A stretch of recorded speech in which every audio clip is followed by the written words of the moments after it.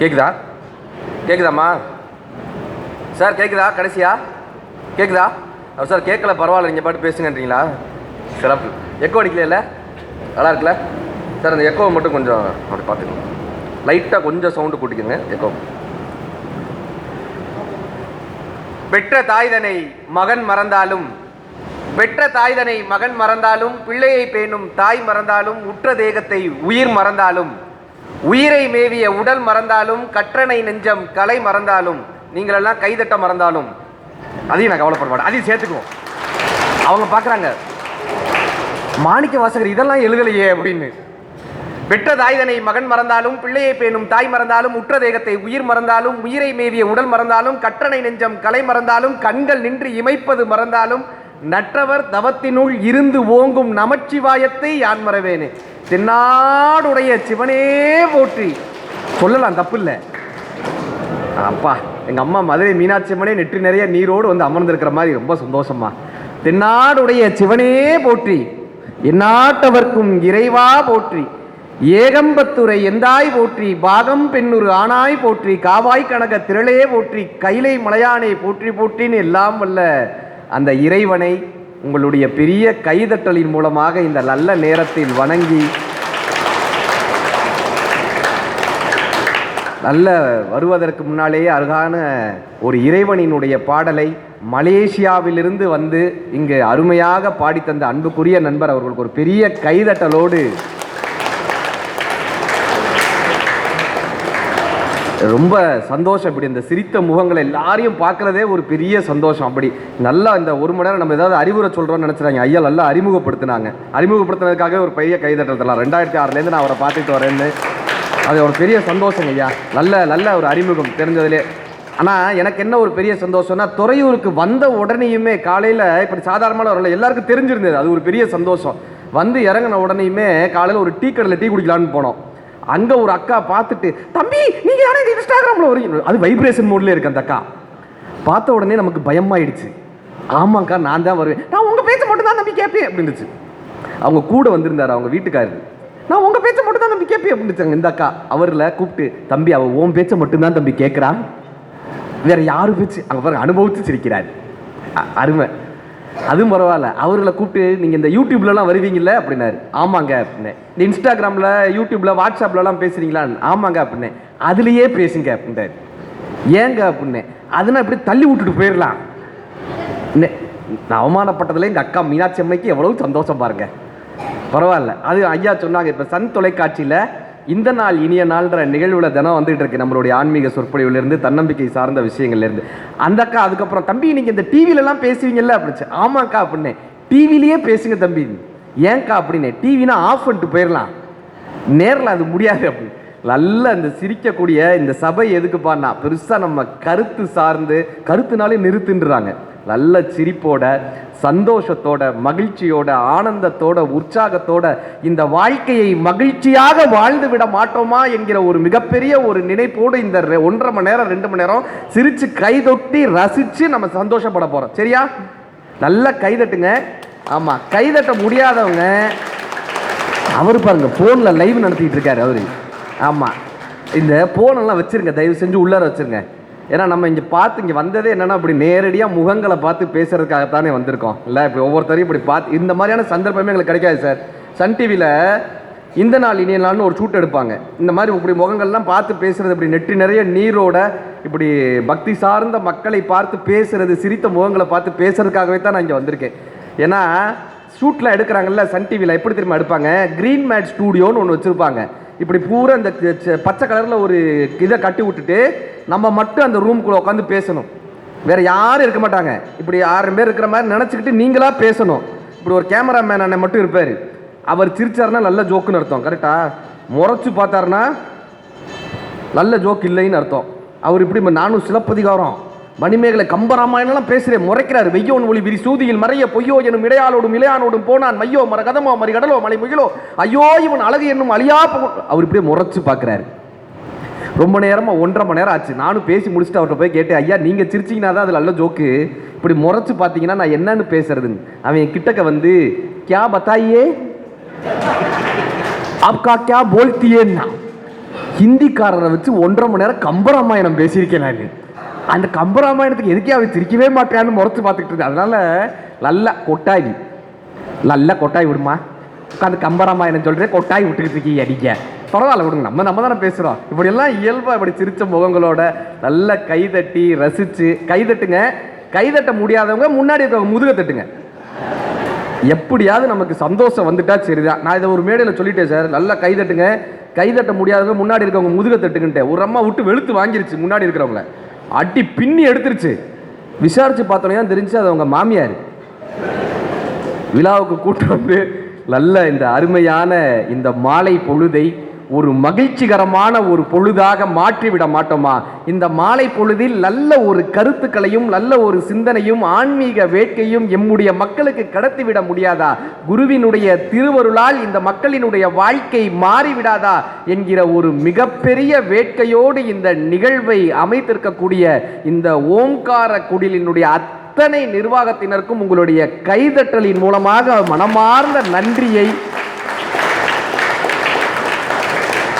இந்த அகத்திய சன்மார்க்க சங்கத்தினுடைய எனக்கு உண்மையிலேயே எத்தனையோ மேடைகளில் போய் பேசியிருந்தாலும் கூட நான் நிறையா வெளிநாடுகளுக்கு போய் பேசியிருக்கோம், நிறைய பள்ளிகளுக்குள்ள கல்லூரிகளில் தொடர்ந்து பேசிக்கிட்டே இருக்கோம். ஆனால் எனக்கு எந்த மேடையிலும் ஏற்படாத ஒரு மன நிறைவு, மன மகிழ்ச்சி, ஆனந்தம், சந்தோஷம், குதூகலம் இதோ இந்த சித்தர் பீடத்தில், இந்த குருவினுடைய இந்த சன்னிதானத்தில் அரங்க மகா தேசிக சுவாமிகள் அப்படியே சொரூபமாக இங்கே காலையில் வந்தப்பே அதை உணர முடிஞ்சது.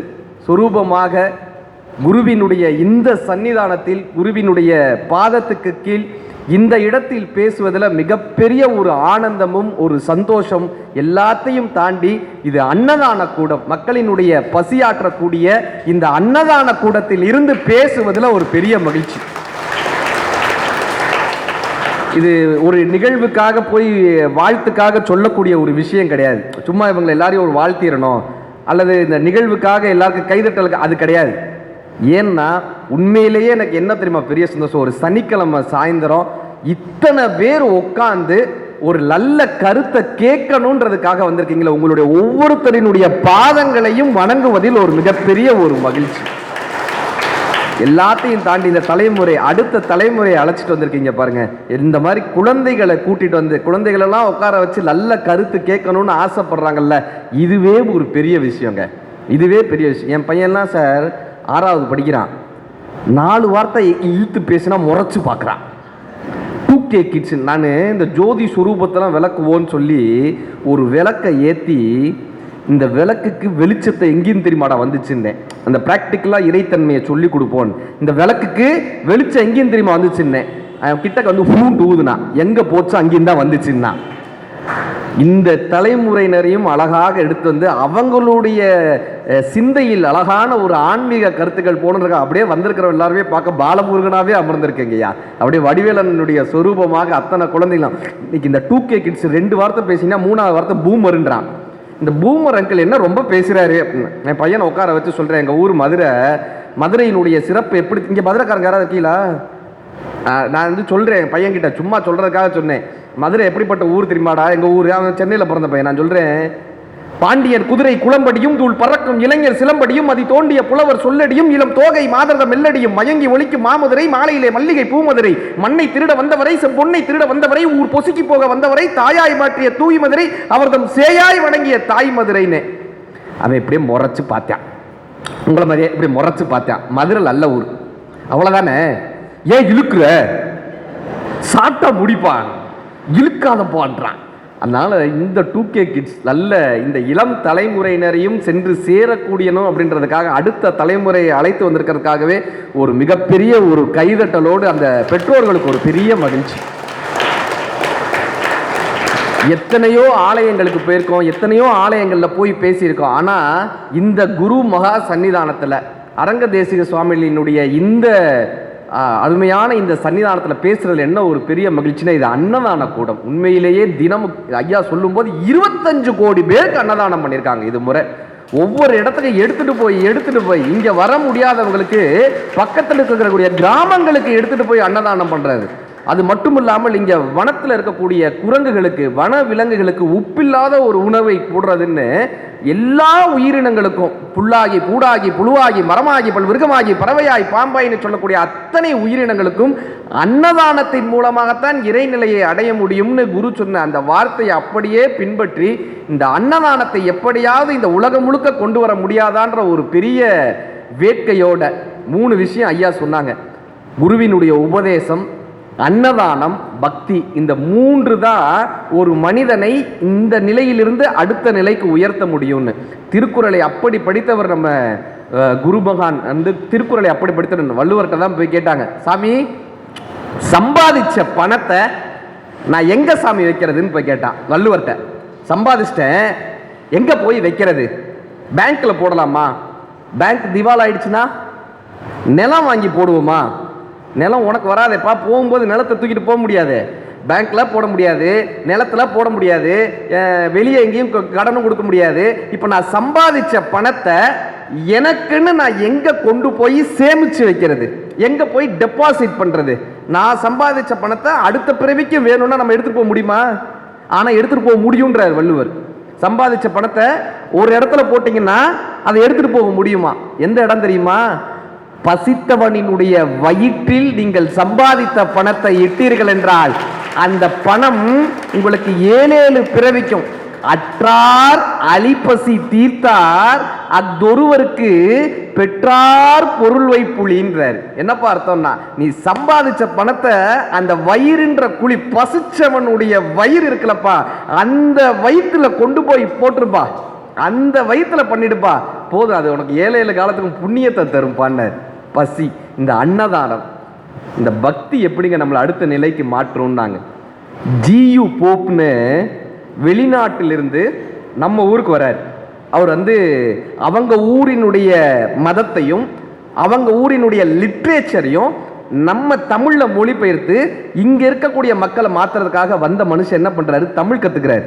இப்போ தமிழ் கற்றுக்கணுன்னா திருவாசகத்தை விட்டுட்டு கற்றுக்கவே முடியாதுல்ல. இப்போ தமிழ் கற்றுக்கிறாரு, திருவாசகத்தில் உருகிட்டாரு. என்ன பண்ணுறாரு, திருவாசகத்தையும் தேவாரத்தையும் திருக்குறளையும் ஆங்கிலத்தில் மொழிபெயர்க்கிறார். இப்போ இந்த ஆங்கிலேயர்கள் கேட்குறாங்க, உன்னை எதுக்கு அங்கே அனுப்பிச்சோம், உன்னை எதுக்கு நாங்கள் அங்கே அனுப்பிச்சோம்? நம்ம லிட்ரேச்சரை அங்கே மொழிபெயர்த்து நீ என்ன பண்ண சொன்ன, அங்கே நம்மளுடைய விஷயத்தை பரப்ப சொன்னா நீ அவங்க லிட்ரேச்சர்லாம் நமக்கு மொழிபெயர்த்து அனுப்புறியா, இது என்ன சரியான்னு கேட்டாங்க. இப்போ இந்த மணிவாசக ஜியு போப் சொல்கிறாரு, இந்த ஊரில் ஒரு எழுத்தாளர் இருக்காருங்க, ரைட்டர் மணிவாசக பெருமான்னு ஒரு எழுத்தாளர் இருக்காரு. அவர் திருவாசகம்னு ஒரு நூல் எழுதியிருக்காரு. அதில் ஒரு வார்த்தை எழுதியிருந்தாருங்க, இமைப்பொழுதும் என் நெஞ்சில் நீங்காதான் தாழ்வாழ்கன்னு ஒரு வார்த்தை எழுதுறாருங்க. அவர் எழுதும் போதே கண்ணிலேருந்து கண்ணீர் கொட்டுது, கண்ணிலேருந்து கண்ணீர் கொட்டுது. இமைப்பொழுதும் என் நெஞ்சில், இந்த கண்ணை இமைக்கக்கூடிய நொடியில கூட இறைவா நீ என்னை விட்டு பிரிவதில்லையேன்னு மணிவாசக பெருமான் எழுதியிருக்காரு. நான் அப்படி இறைவனை வணங்கவே இல்லையேன்னு நினைச்சேன். நான் அந்த மணிவாசகத்திட்டையும் இறைவன்ட்டையும் அப்படியே போய் சரணடைஞ்சிட்டேன். இந்த லெட்டரை எழுதும் போது என் கண்ணிலேருந்து கண்ணீர் வந்தது. அந்த காலத்தில் இந்த மை தொட்டு தான் எழுதுவாங்க. இந்த லெட்டரை எழுதும் போதே இந்த கண்ணீர் பட்டு இந்த மை அழிஞ்சிருச்சு. நான் உங்களுக்கு வேற கடிதம் கொடுக்கலாம், ஆனா நான் இதே கடிதத்தையே உங்களுக்கு அனுப்புறேன். ஏன் தெரியுமா, திருவாசகத்தில் என் மனம் எப்படி உருகியது என்பது உங்களுக்கு தெரியணுன்ற காரணத்திற்காக நான் இதே கடிதத்தை உங்களுக்கு அனுப்புகிறேன்னு ஜியு போப் அனுப்பினார். அவர் தான் தான் ஒரு தமிழ் மாணவன் இறக்கும் வரை சொல்லி வச்சார். பக்தி, பக்தி புல்லாகி பூடாகி புழுவாகி மரமாகி பல்விருகமாகி பறவையாய் பாம்பாய் கல்லா மனிதராய் பேயாய் கணங்களாய் வல் அசுரராய் முனிவராய் தேவராய் செல்லா நின்ற இத்தாவர சங்கமத்துள் எல்லா பிறப்பும் பிறந்தலைத்தேன் எம்பெருமான் மெய்யே உன் பொன்னடிகள் கண்டின்று வீடு உற்றேன். இறைவனுடைய அந்த திருவடியை பிடிச்சிட்டா எப்படிப்பா புல்லா இருக்கிறவன் மனுஷனா மாறுவான்னாங்க. நாரதர் போய் கேட்கிறாரு, இதை விஷ்ணுட்ட திருமால்கிட்ட போய் கேட்கிறாரு, சாமி இறைவனை விட இறைவன் நாமம் பெரியதுன்னு சொல்றாங்களே, குருவினுடைய நாமத்தை இத்தனை முறை அந்த ஆரம்பிக்கிறப்பெல்லாம் சொல்லிக்கிட்டே இருந்தாங்க. இந்த இறைவனை விட இறைவனினுடைய நாமம், குருவினுடைய நாமத்தை ஜெபிப்பதன் மூலமாக அவர்களையே சிந்தை கொண்டு இருப்பதனால நம்ம வாழ்க்கை எப்படி முன்னேறும்னாங்க. இப்போ திருமால் என்ன சொன்னார், ஒன்றும் இல்லை, இந்த அங்கே ஒரு புழு நடந்து போகுதா, நகர்ந்து ஒரு புழு போகுதா, அந்த புழுவோட காதில் போய் ராமன் சொல்லு போ அப்படின்னாரு.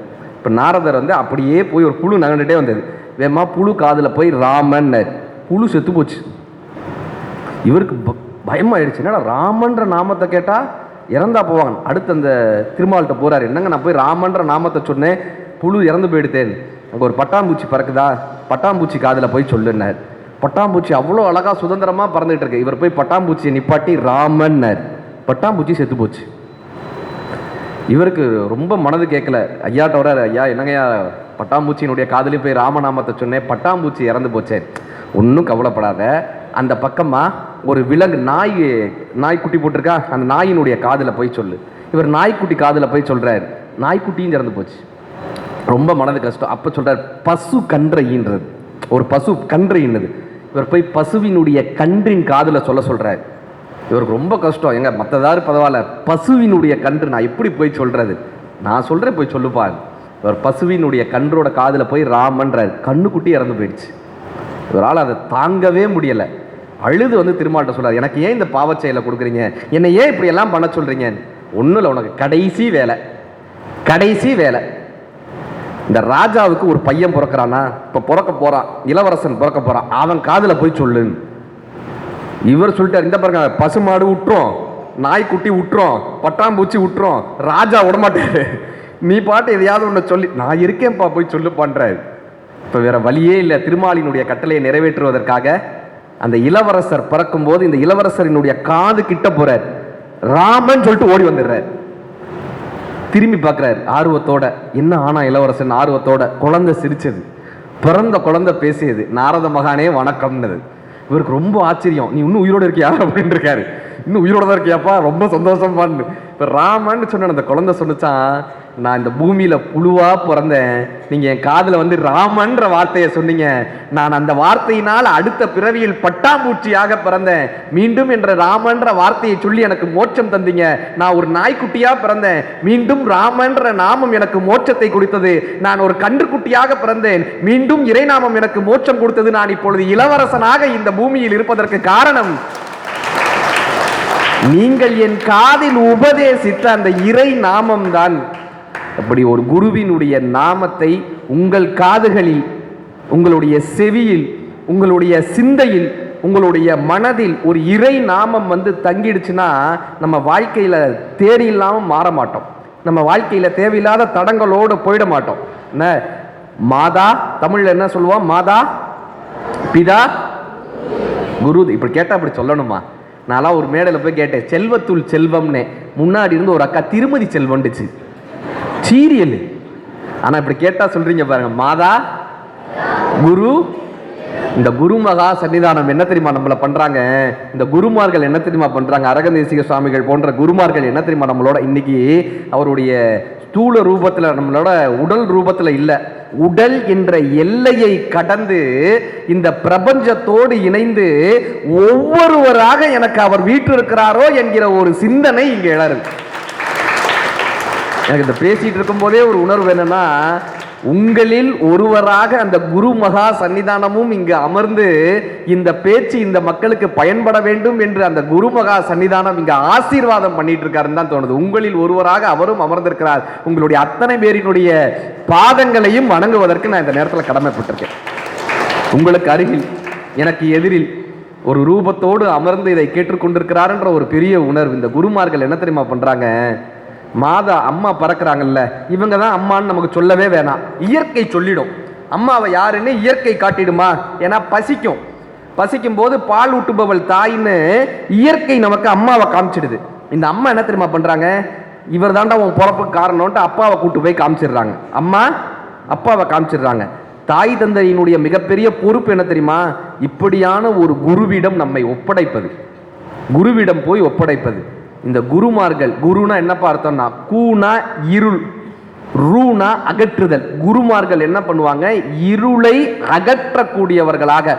சாதாரண கேமராமேன்கள் வாட்டர் பாட்டில் அகற்றுபவர்களாக இருப்பாங்க, இருக்கட்டும். குருமார்கள் இருளை அகற்றுபவர்களாக இருந்து நம்ம செய்யக்கூடிய சின்ன தவறுகளை திருத்தி திருத்தி திருத்தி திருத்தி இந்த குருமார்கள் என்ன தெரியுமா பண்றாங்க? மாதா பிதா குரு தெய்வம்னு என்னப்பா அர்த்தம்னா, அம்மா அப்பாவை அறிமுகப்படுத்துறாங்க, அப்பா அந்த மாதிரியான குருமார்களை அறிமுகப்படுத்துறார். குருமார்களால் மட்டும்தான் சாதாரண மனித நிலையில் வரக்கூடிய நம்மை இறை நிலைக்கு, தெய்வ நிலைக்கு கொண்டு போவது குருமார்களால் முடியும் என்கிற காரணத்தினால் மட்டுமே தமிழ் அந்த காலத்துல மாதா பிதா குரு தெய்வம்னு வரையறுத்து வச்சாங்க. சாதாரண மனித நிலையில் இருக்கக்கூடிய நம்ம அப்படி எடுத்து கொண்டு போய் அடுத்த இடத்தில் கொண்டு போய் சேர்க்கக்கூடிய பெரிய பங்கு குருமார்களுக்கு தான் உண்டு. அரியதோர் நமச்சிவாயம் ஆதியந்தம் ஆனதும் 6-2-100 மந்திரம் கரியதோர் எழுத்தை ஒண்ணி சொல்லுவேன் சிவ வாக்கியம் தோஷ தோஷ பாவமாய்கள் தூர தூர ஓடவே கரியதோர் எழுத்தை ஒண்ணி கற்பகத்தை கைத்தொழ கலைகள் ஊழ ஞானமும் கருத்தில் வந்து உதிக்கவே பெரிய பேர்கள் சிறிய பேர்கள் கற்றுணர்ந்த பேரலாம் பேயனாகி ஓதிடும் பிழை பொறுக்க வேண்டுமேனு சிவவாக்கியர் சொல்லியிருப்பார். அப்படியாக இந்த பேச்சு எதை பற்றி பாடினாங்க? நல்ல ஒரு அருமையான தலைப்பு. ஐயா கிட்ட பேசும்போது ஐயா ரொம்ப அருமையான ஒரு தலைப்பை கொடுத்தாங்க. வேல் உண்டு வினை இல்லை அப்படின்ற அழகான ஒரு தலைப்பு. அம்மா யோசிக்கிறாங்க, இப்போதான் நம்ம தலைப்புக்கே வர்றோமா அப்படின்னு.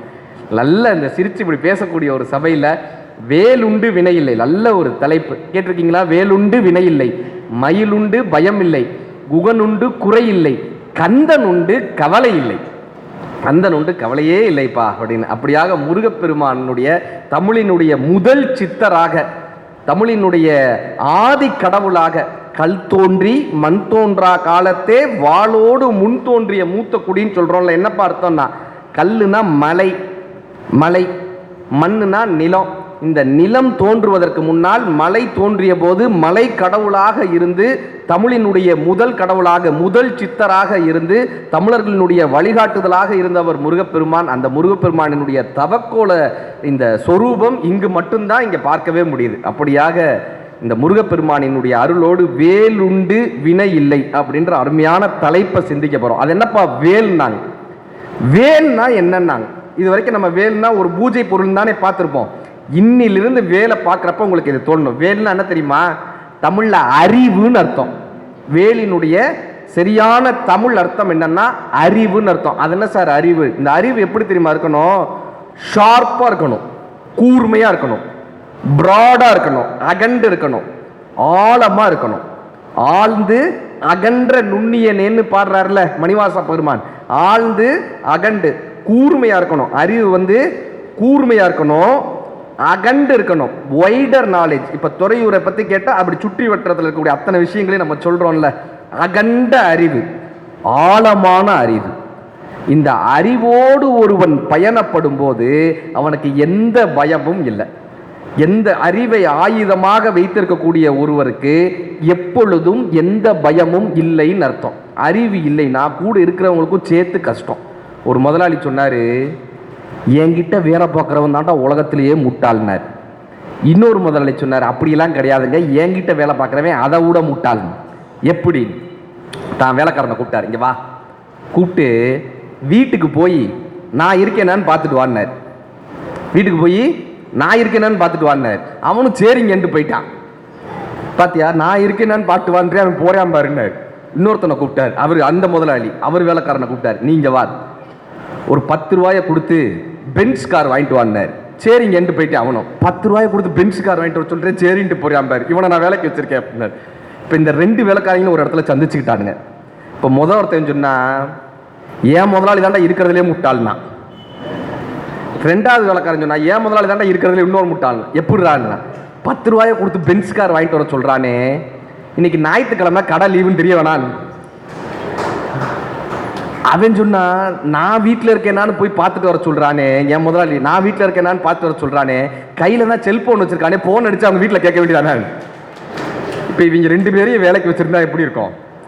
அப்போ இந்த அறிவுன்ற ஒரு விஷயம் நம்ம கிட்ட இல்லைன்னா, அறிவுன்ற ஆயுதம் இல்லைன்னா, சார் வாரியார் சாமிகள் இதை சொல்றாருங்க.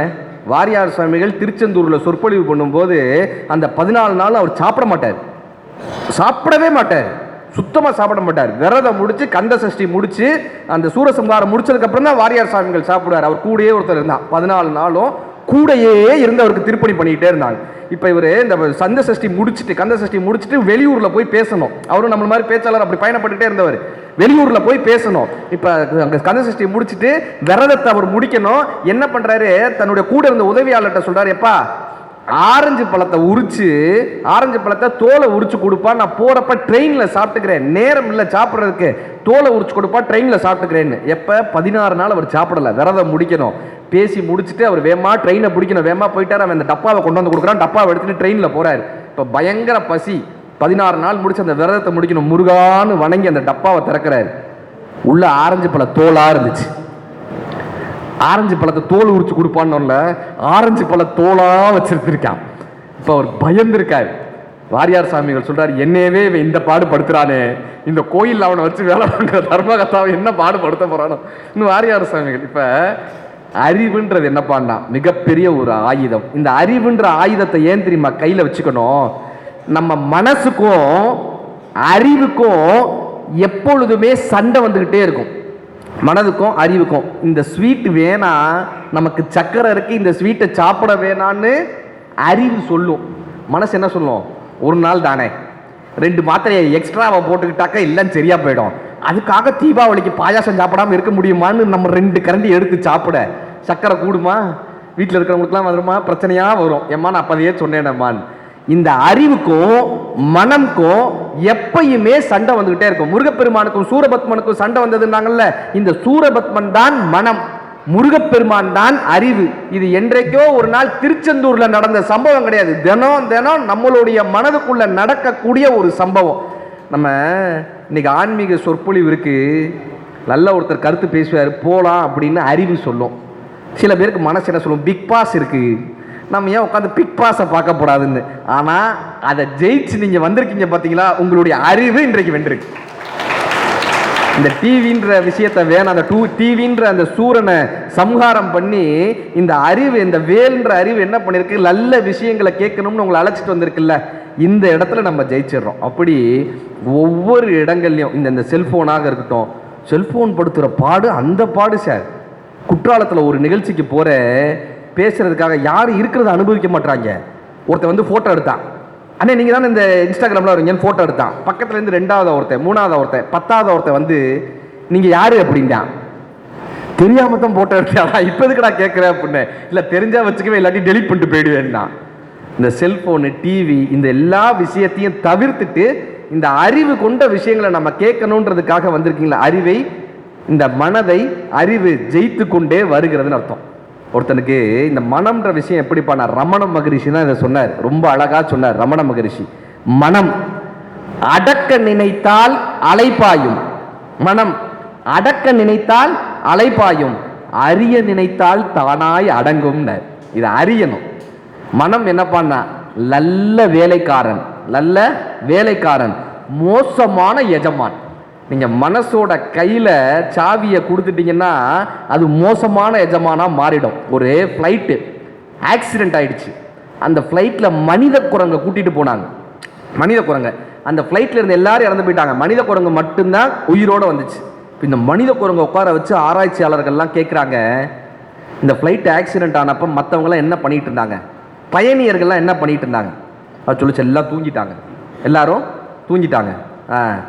இந்த பைலட் என்ன பண்ணாரு? பைலட்டும் மது அருந்திட்டு தூங்கிட்டாரு. நீ என்ன பண்ணிட்டு இருந்தார்? நான் தான் ஃப்ளைட்டை ஓட்டினேன் அப்படின்னு இருக்கு. இப்போ மனித குரங்கு ஃப்ளைட் ஓட்டினா அது ஆக்சிடென்ட் ஆகுமா? அதை கேட்கறதுக்கு சிரிப்பாக வருதுல்ல. இப்படித்தான் நம்ம என்ன பண்ணுறோம்னா, நம் மனம் என்கிற இந்த விமானத்தை மனித குரங்காக இருக்கக்கூடிய இந்த மனம், குரங்காக இருக்கக்கூடிய மனதின் கையில் கொண்டு போய் கொடுத்துட்டோம்னா இந்த விமானம் விபத்துக்குள்ளாகிறது. இந்த மனதை நல்ல அறிவுன்ற வேல் என்கிற இந்த அறிவின் நம்ம மூலம் நம்ம பயணப்படும் போது தான் இந்த வாழ்க்கை மகிழ்ச்சியாக இருக்குது. அது எப்படி பாருன்னா, ஒருத்தன் எல்லாரும் கண்ணை மூடிக்கிட்டு தியானம் பண்ணுறாங்க, நம்ம ஏன் கண்ணை திறந்துக்கிட்டு தியானம் பண்ணக்கூடாதுன்னு போனான். கண்ணை திறந்துக்கிட்டு தியானம் பண்ணுவான். ஒரு ஆற்றங்கரை ஓரமாக போய் உட்காந்தான், கண்ணை திறந்து நான் தியானம் பண்ணுறேன்பான். ஆற்றங்கரை ஓரமாக உட்காந்து கரெக்டாக மனசுலலாம் கடவுள் இருக்காரு, கண்ணுக்குள்ள மனசுலலாம் கடவுள் இருக்காரு. அப்படி கண்ணை திறந்துட்டு இப்படி உட்காந்துருக்கான், மனசுலலாம் கடவுள் இருக்காரு. ஒரு 10:30 மணி ஆச்சு, ஒரு 16 வயசு பொண்ணு இப்படியே நடந்து போச்சு. நம்ம பையலுக்கு மனசுலலாம் கடவுள் இருக்காரு, கண்ணு மட்டும் அப்படியே கொண்டு போய் அந்த பொண்ணை வீட்டில் விட்டுட்டு வந்துருச்சு. இப்போ மறுநாள் பார்த்தான், கண்ணை நம்மளால் கட்டுப்படுத்த முடியல, ஒரு துணி எடுத்து கண்ணை கட்டிக்கிட்டான். 2வது நாள் போய் உட்காந்தான், 10:30 மணி ஆச்சு. சல் சல் சல் கொலுசு சத்தம், காது கொண்டு போய் வீட்டில் விட்டு வந்துருச்சு. 3வது நாள் பார்த்தான், ஐயோ காது கேட்க மாட்டேங்குது, 2 பக்கம் பஞ்சை அடைச்சிக்கிட்டு 3வது நாள் போய் உட்காந்தான். இன்னைக்கு நம்ம தியானம் பண்ணியே தீர்றோண்டான். இப்போ கரெக்டாக 10:30 மணி ஆச்சு. கண்ணு பார்க்கல, காது கொலுசு சத்தத்தை கேட்கல, மூக்கு மல்லிகைப்பூ ஸ்மெல்லு. 10:30 மணி ஆச்சு. மூக்கு கொண்டு போய் வீட்டில் விட்டுட்டு வந்துருச்சு. இப்போ 4வது நாள் பார்த்தான், கண்ணு நம்ம சொல்கிறத கேட்க மாட்டேங்குது, காது சொல்கிறத கேட்க மாட்டேங்குது, மூக்கு. ஒரு கோணி பையை எடுத்து ஃபுல்லாக கட்டிட்டு 10:30 மணிக்கு போய் உட்காந்தாங்க. இன்னைக்கு நான் தியானம் பண்ணியே தீர்றேன்னு. 10:30 மணி ஆச்சு. கரெக்டாக 10:30 மணி ஆச்சு. கண்ணு பார்க்கல, காது கொலுசு சத்தத்தை கேட்கல, மூக்குக்கு மல்லிகைப்பூ ஸ்மெல்லு வரல. 10:45 ஆச்சு. இப்போ மனசு சொல்லிச்சு, 10:45 ஆச்சு, இன்னும் அந்த பொண்ணை காணோம் அப்படின்னு. இவன் எங்கே போய் தியானம் பண்ணுறது இல்லை? அப்ப மனதின் கைகள் நம்மளுடைய ஓட்டத்தை விட்டோம்னா எண்ணத்தினுடைய, அதனாலதான் வள்ளுவர் சொல்லுவார், வெள்ளத்தனையது மலர் நீட்டம் மாந்தர்தம் உள்ளத்தனையது உயர்வுன்னு. இந்த மனதினுடைய கைகளில் நம்மளுடைய வாழ்க்கையை விட்டுட்டோம்னா நம்ம கடைசி வரை அந்த சித்த நிலையை அடையவே முடியாது. வேலை பிடித்துக்கோங்கப்பான்னார். இந்த அறிவை பிடித்துக்கோங்கப்பா. உங்களுடைய வாழ்க்கையில மனதை திருத்தக்கூடியது இந்த வேல் தான். அதாவது எந்த செயலுமே வெறும் பூஜையினால மட்டுமே நிறைவேறிடாது. கரெக்டா? ஒரு தெருவில் 2 வீடு, ஒரே காம்பவுண்ட், 2 வீடு. ஒரு வீட்டில் ஒரு சாமியார் இருக்கார். எப்போ பார்த்தாலும் அங்கே பூஜை நடக்கும், எப்போ பார்த்தாலும் புனஸ்காரம் நடக்கும், எப்பயுமே சாமியாரனுடைய மணி சத்தம் கேட்டுக்கிட்டே இருக்கும். இன்னொரு வீட்டில் பாவத்தொழில் செய்யக்கூடிய ஒரு பெண், ஒரு தாசி இருந்தாங்க. 2 பேரும் பக்கத்து பக்கத்து வீடு. அது இறை செயலாக அப்படி அமைஞ்சிருச்சு. பாவத்தொழில் செய்யக்கூடிய ஒரு பெண்ணும் இங்கே பூஜைகள் செய்யக்கூடிய ஒரு சாமியாரும் பக்கத்து பக்கத்து வீடு. சொல்லி வச்சாப்புல 2 பேரும் ஒரே நேரத்தில் இறந்து போகிறாங்க. ஒரே நேரத்தில் இறந்து போனாங்க. மேல் உலகத்துக்கு போனாங்க. இப்போ 2 பேரும் மேல் உலகத்துக்கு போனாங்க. இப்போ சாமி சொன்னார், கடவுள் சொன்னாராம், இறைவன் சொன்னாராம், இந்த தாசியை சொர்க்கத்துக்கு அனுப்புங்க, இந்த சாமியாரை நரகத்துக்கு அனுப்புங்க. இவர் சொல்லியிருக்காரு, சார் நீங்கள் தப்பாக சொல்கிறீங்க, அட்ரஸ் மாறி போய் சொல்கிறீங்க. 2 பேரும் ஒரே வீட்டில் இருந்தனால உங்களுக்கு அட்ரஸ் தெரியாமல் போயிடுச்சு. அவங்க பிளாட் 5, நாங்கள் 6. நான் தான் சொர்க்கத்துக்கு போகணும், நான் தான் உங்களுக்கு பூஜை பண்ணேன், நான் தான் உங்களுக்கு மணி அடிச்சேன், நான் தான் உங்களுக்கு கற்பூர தீபாரணை காட்டினேன், நான் தான் உங்களுக்கு ஊதுபத்தியெல்லாம் கொளுத்துனேன். என்னை விட்டுட்டு அந்த பொண்ணை சொர்க்கத்துக்கு போக சொல்றீங்களே, என்னை நரகத்துக்கு போக சொல்றீங்களே, யுவர் டெசிஷன் இஸ் ராங். இப்போ கடவுள் சொன்னார், அப்படிலாம் இல்லைப்பா, அவங்க பாவத்தொழில் செஞ்சிட்டு இருந்தாலும் கூட உங்கள் வீட்டில் மணி சத்தம் கேட்கும்போது, உங்கள் வீட்டில் ஊதுபத்தி வாசனை வரும்போது, இங்கே கற்பூர தீபாரம் நடத்தும் போது அங்கே பூஜை நடக்குது, அங்கே இப்போ 2ஆம் கால பூஜை நடக்குது, இப்போ அபிஷேகம் நடக்குதுன்னு எப்பயுமே அவள் இறை சிந்தனையோடையே என்னுடையதிலே நினச்சிக்கிட்டே இருந்தா. உடல் ரீதியாக அவள் பாவத்தொழில் செய்திருந்தாலும் கூட மன ரீதியாக அவள் என்னையே நினச்சிக்கிட்டு இருந்தா. ஆனால் நீ என்ன தெரியுமா பண்ண?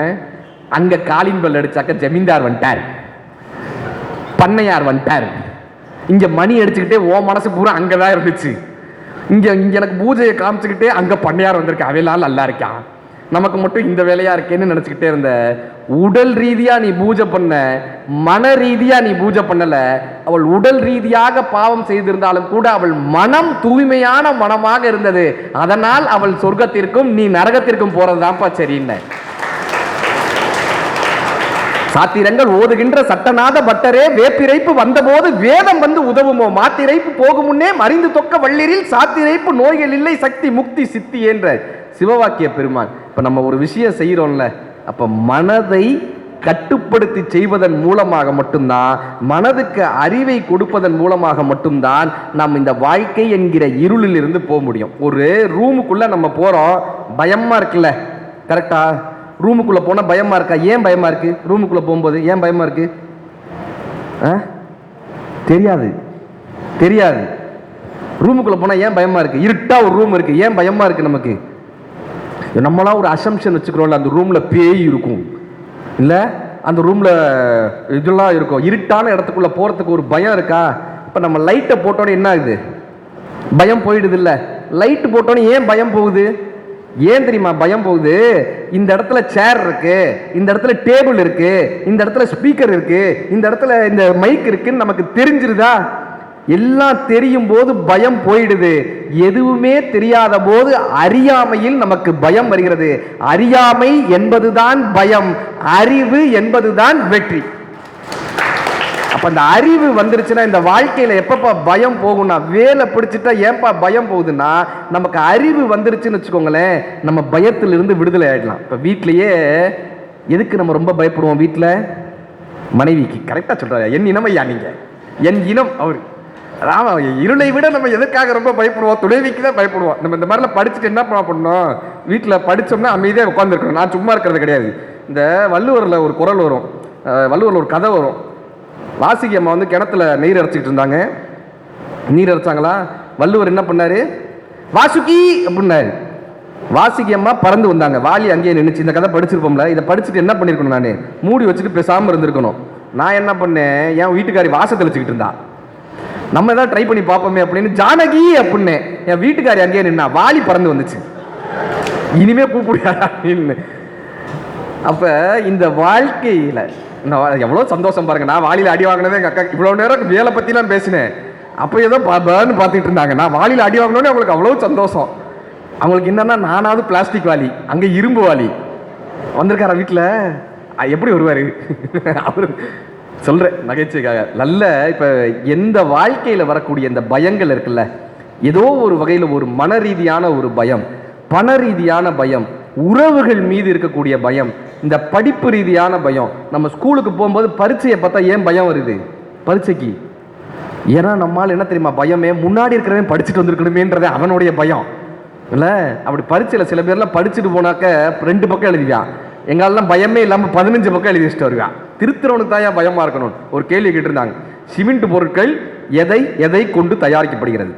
நம்ம போய் எழுதுனா சிமெண்ட் பொருள் எதை எதை கொண்டு தயாரிக்கப்பட வேண்டுமோ அதை அதை கொண்டு தயாரிக்கப்படுகிறது. அவர் பார்த்தாரு, கரெக்ட். 2வது கேள்வி, கஸ்தூரி பாய் குறிப்பு வரைக. நம்ம போய் எழுதினா கஸ்தூரி பாய் இது நல்ல பாய், இதை மடக்கலாம், சுருட்டலாம், குடும்பத்தோடு எடுத்துட்டு போய் மொட்டை மாடியில் உட்காந்து தூங்கலாம். அங்கதான் ஆரம்பிக்கிறான் கஸ்தூரி பாயின் வகைகள். ஓலப்பாய், குடிசைப்பாய், ரூம் பாய், அந்த பாய், இந்த கடைசியா முடிச்சான் கஸ்தூரி பாய் வாஜ்பாயை விட பெரியது.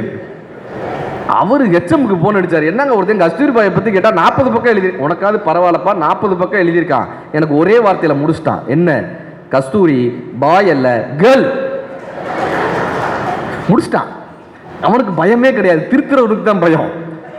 இப்ப இந்த பரீட்சைக்கு போகும்போது யார் தெரியுமா ரொம்ப பயந்துட்டு போவாங்க? நல்லா படிச்சவன் பயப்பட மாட்டான், சுத்தமா படிக்காதவனும் பயப்படவே மாட்டான். மகாபாரத யுத்தத்துல துரியோதனனுக்கு பயமே இல்லை, இங்க பீமனுக்கும் பயமே இல்லை, கிருஷ்ணனுக்கும் பயமே இல்லை. ஏன்னா கிருஷ்ணனுக்கு என்ன நடக்க போறதுன்னு தெரியும். இவங்க 2 பேருக்கும் என்ன நடக்கினாலும் சரி, நடக்கலைனாலும் சரின்னு தெரியும் பீமனுக்கும். ஆனா யார் தெரியுமா ரொம்ப பயந்தது? அர்ஜுனன் தான் ரொம்ப பயந்தான். அதனாலதான் அது பேர் அர்ஜுன விஷாக யோகம் தான் ஆரம்பிக்கும். இந்த குழப்ப மனப்பான்மையில் இருக்கோம்ல, இந்த வாழ்க்கையே குழப்பமா இருக்கே, இந்த வாழ்க்கையே போராட்டமா இருக்கே, மெல்லவும் முடியாம விழுங்கவும் முடியாம இந்த வாழ்க்கை என்கிற கடலில் இருந்து நம்ம எப்படிப்பா தப்பிக்க போறோம்? இந்த குடும்பம் என்ற கடலில் இருந்து நம்ம எப்படி தப்பிக்க போறோம்? வாழ வயதாகி அழகாகி மதனாகி பணி வாணிபமோடாடி மருளாடி விளையாடி விழல் வாழ்வு சதமாகி மட கூடமோடு பொருள் தேடி வாசனை புழுகோடு மலரோடு மனமாகி கமல் வாசனைகளாகி விலை மாதரோடு கூடி அவர் ஆசைகளிலே சில நாள் போய் தோல் திரைகளாகி நிறைகளாகி கால்கள் தடுமாறி செவிமாறி பசு பதி பாசம் சூழ் கதிகள் மாறி சுகம் மாறி தடியரோடு திரி ஒரு நாளில் சூளை சொறி வாதமோடு நீரழிவு சூலம் என கசு மலம் என நாரி உடல் அழிவேனோன்னு அருணகிரிநாதருடைய பாடல் இருக்கு. இந்த வாழ்க்கை இப்படி போராட்டமா இருக்கே, குழப்பமா இருக்கே, இந்த வாழ்க்கையிலிருந்து நம்ம தப்பிச்சிட மாட்டோமான்னா அதுக்காக வேலை பிடிச்சுக்கங்க பாடினா. இந்த வேலை என்ன தெரியுமா சொல்லுவோம்? ஆயுதங்கள்ல கதாயுதம் இருக்குல்ல, இந்த கதாயுதத்தினுடைய பேர் சஸ்திரம். சஸ்திரம்னா என்னன்னா கிட்ட வரக்கூடிய எதிரிகளை அடிக்கிறது. கத்தி இருக்குல்ல, இது சஸ்திரம். அஸ்திரம்னா என்னன்னா தூரம் இருக்கக்கூடிய எதிரிகளை அடிக்கிறது அஸ்திரம். இந்த வேல் மட்டும்தான் சஸ்திரமாவும் பயன்படுத்தலாம், அஸ்திரமாவும் பயன்படுத்தலாம்.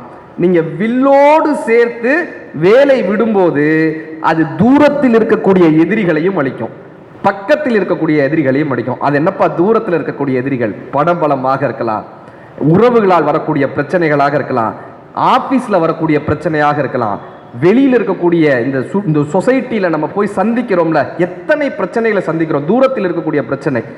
நம்மிடம் இருக்கக்கூடிய பிரச்சனை என்னப்பான்னா நம்மளுடைய பொறாமை, வஞ்சகம், நம்ம அடுத்தவர்கள் மீது செய்யக்கூடிய இந்த காழ்ப்புணர்ச்சி, நம்ம கிட்ட இருக்கக்கூடிய பிரச்சனைகள். அஸ்திரமாக தூரத்தில் இருக்கக்கூடிய பிரச்சனைகளையும் சஸ்திரமாக நம்மிடம் இருக்கக்கூடிய விஷயங்களையும், மமகாரம் அகங்காரம்னு நம்மிடம் இருக்கக்கூடிய இந்த மாயைகளையும் அழிக்கக்கூடிய ஆயுதம் இந்த வேலாயுதம். வேலாயுதம். அதனால தான் நீங்க எந்த ஆயுதத்தையுமே பேர் வைக்க மாட்டாங்க. பார்த்துங்களா? பேர் வந்து என்னைக்காவது சக்கரம் சங்கு சக்கரம் இருக்கு, சங்கு சக்கரம்லாம் பேர் வச்சது கிடையாது. சிவபெருமானினுடைய மான் மழுன்னு பேர் வச்சது கிடையாது யாருக்கும்.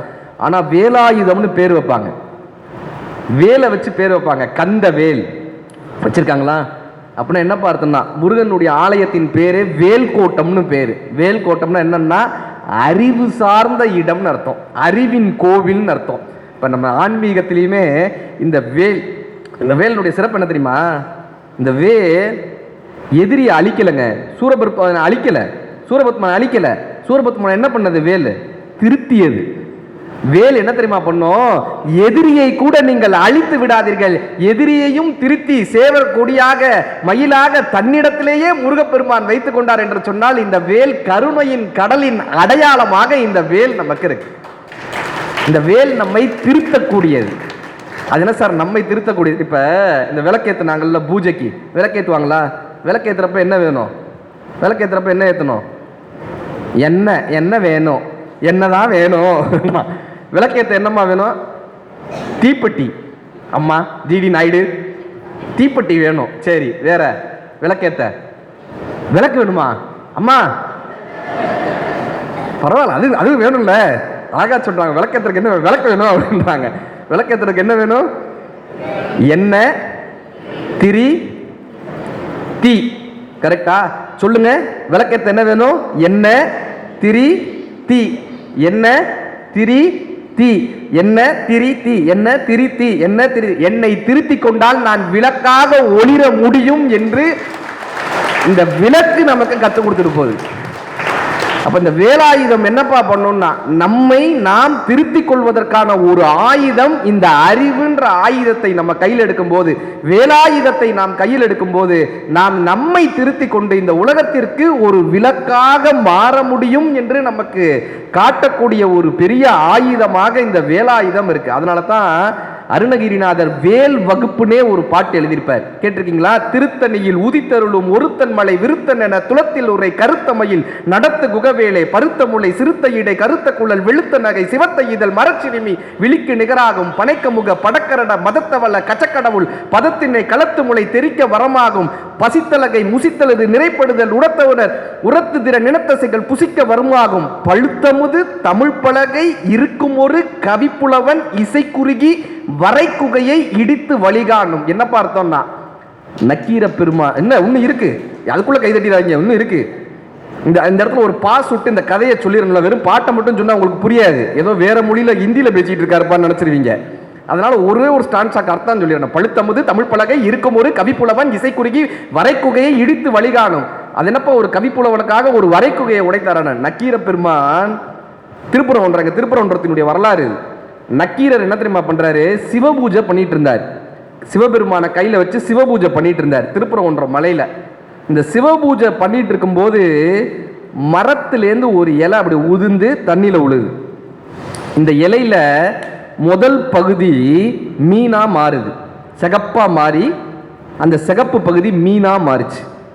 பின்னாடி இருக்கிற பகுதி மஞ்சளா மாறி குருவியா மாறிச்சு.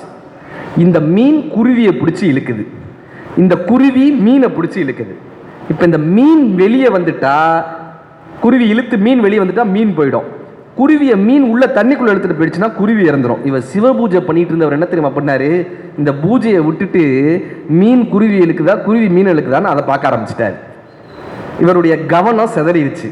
இது ரெண்டு என்னப்பா பண்ணுதுன்னு பார்க்க ஆரம்பிச்சார்ல, ஒரு பூதம் அவரை தூக்கிட்டு போயிடுச்சு. பூதம் அவரை தூக்கிட்டு போய் ஒரு குகையில போய் அடைச்சிடுச்சு. அந்த குகையில ஏற்கனவே 999 பேர் அந்த குகையில இருந்தாங்க. அவங்க கேட்டாங்க, இலை கீழே விழுந்துச்சா? ஆமா. சிகப்பா மாறுச்சா? ஆமா. மஞ்சளா மாறுச்சா? ஆமா. குருவி இழுத்துச்சா? ஆமா. வெல்கம் டு த குகை. நாங்களும் இதை பார்த்துட்டு தான் இங்க வந்து உட்காந்துருந்தோம். காலையில நம்மாத்திலே டிபன்னு சொல்லியிருப்பாள் வடிவில் சொல்லுவார் தெரியுமா, அதே மாதிரி வெல்கம் டு த குகை. நாங்களும் இதை பார்த்துட்டு தான் இங்க வந்தோம். இப்ப நக்கீர பெருமான் என்ன பண்றதுன்னு தெரியாம அப்பதான் நக்கீர பெருமான் திருமுருகாற்றுப்படை என்கிற நூலை முருகப்பெருமானை நோக்கி பாடுகிறார். இந்த திருமுருகாற்றுப்படையின் மூலமாக வேல் வந்து அந்த 999 பேரையும் நக்கீர பெருமானையும் சேர்த்து காப்பாற்றியது. அந்த பூதத்தை அழித்து நக்கீர பெருமானையும் அந்த 1000 முனிவர்களையும் காப்பாற்றியதுன்றது திருமுருகாற்றுப்படை எழுதியதற்கான வரலாறு. ஆனா இது என்ன தெரியுமா அர்த்தம்? நம்ம இறை வழிபாட்டுக்குன்னு வரும்போது தான் டிவியில பிக் பாஸ் போடுவாங்க, டிவியில் சீரியல் போடுவாங்க. நமக்கு ஃபோனில் அப்போ தான் ஏதாவது ஒரு ரீல்ஸ் வரும், நம்ம உட்காந்து அதை பார்த்துக்கிட்டு இருப்போம். அப்புறமா சாமியை கும்பிட்டு போமே அப்படின்னு ரீல்ஸை பார்க்குறோம் பார்த்தீங்களா? இதுதான் இந்த கவனச்சிதறல். இந்த கவனச்சிதறல் வரும்போது ஒரு பூதம் நம்மளை தூக்கிட்டு போய் அந்த குகையில் அடக்கிதா, அந்த குகை வேற எந்த குகையும் இல்லை, இதுதான் அந்த குகை. இதுதான் அந்த குகை. டிவி பெட்டி தான் அந்த குகை. நம்ம கவனம் சிதறும் போது ஒரு பூதம் நம்மளை அப்படியே தூக்கிட்டு போய் இதுக்குள்ள அடைச்சிடுது. அங்க 1000 பேர் தான், இதுக்குள்ள 1 கோடி பேர் இருக்கான்.